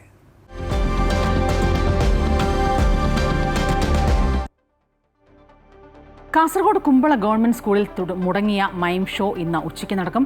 ആരോപണ വിധേയരായ 2 അധ്യാപകരെ മാറ്റി നിർത്തിക്കൊണ്ടാണ് കലോത്സവ വേദിയിൽ മൈം ഷോ നടത്തുക. പലസ്തീൻ അനുകൂല മൂകാഭിനയം അവതരണത്തിനിടെ അധ്യാപകർ തടഞ്ഞത് വലിയ പ്രതിഷേധങ്ങൾക്ക് ഇടയാക്കിയിരുന്നു. വിദ്യാഭ്യാസ മന്ത്രി അടക്കം ഇടപെട്ടാണ് ഇന്ന് വീണ്ടും മൈം അവതരിപ്പിക്കാൻ കുട്ടികൾക്ക് അവസരം ലഭിക്കുന്നത്.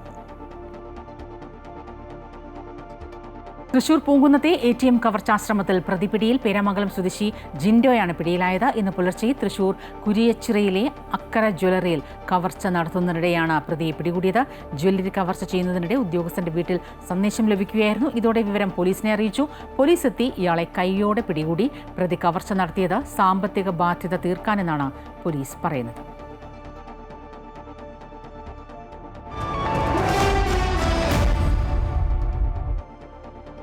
വനിതാ ഏകദിന ലോകകപ്പിൽ പാകിസ്ഥാനെതിരെ ഇന്ത്യയ്ക്ക് 88 റൺസിന്റെ വിജയം. 248 റൺസ് ലക്ഷ്യം പിന്തുടർന്നിറങ്ങിയ പാകിസ്ഥാൻ 43 ഓവറിൽ 159 റൺസിന് ഓൾ ഔട്ടായി. ടോസ് നേടി ബൌളിംഗ് തെരഞ്ഞെടുത്ത പാകിസ്ഥാനെതിരെ ഇന്ത്യയ്ക്ക് ഭേദപ്പെട്ട തുടക്കമാണ് സ്മൃതിയും പ്രതികയും ചേർന്ന് നൽകിയത്. 65 പന്തിൽ 46 റൺസ് അടിച്ച ഹർലിൻ ഡിയോളാണ് ഇന്ത്യയുടെ ടോപ്പ് സ്കോറർ. 20 പന്തിൽ 35 റൺസ് എടുത്ത റിച്ച ഘോഷ് പുറത്താകാതെ നിന്നു. പാകിസ്ഥാന്റേത് പതിഞ്ഞ തുടക്കമായിരുന്നു. 81 റൺസ് നേടിയ സിദ്ര അമീന് മാത്രമാണ് പാക് നിരയിൽ പിടിച്ചു നിൽക്കാൻ സാധിച്ചത്. 3 വിക്കറ്റ് വീതം നേടിയ ദീപ്തി ശർമ്മ, ക്രാന്തി ഗൌത് എന്നിവരാണ് പാകിസ്ഥാനെ തകർത്തത്. സ്നേഹ റാണ 2 വിക്കറ്റുകളും വീഴ്ത്തി.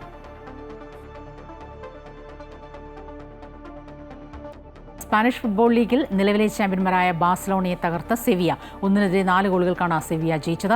ബാഴ്സയുടെ പോയിന്റ് പട്ടികയിൽ ഒന്നാമതെത്താനുള്ള മുന്നേറ്റത്തിനാണ് ഇതോടെ സെവിയ തടയിട്ടത്. 2015 ശേഷം ബാഴ്സയ്ക്കെതിരെയുള്ള സെവിയയുടെ ലീഗിലെ ആദ്യ ജയമാണിത്. ഇതോടെ പോയിന്റ് ടേബിളിൽ സെവിയ 13 പോയിന്റുകളോടെ 4ാം സ്ഥാനത്തും ബാഴ്സ 19 പോയിന്റുകളോടെ 2ാം സ്ഥാനത്തുമാണ് ഉള്ളത്. റിപ്പോർട്ടോടെ ഗുഡ് മോർണിംഗ് കേരളം പൂർണ്ണമാവുകയാണ്. കൂടുതൽ വാർത്തകൾ അമൃത ന്യൂസ് യൂട്യൂബ് ചാനൽ തുടരും. നമസ്കാരം.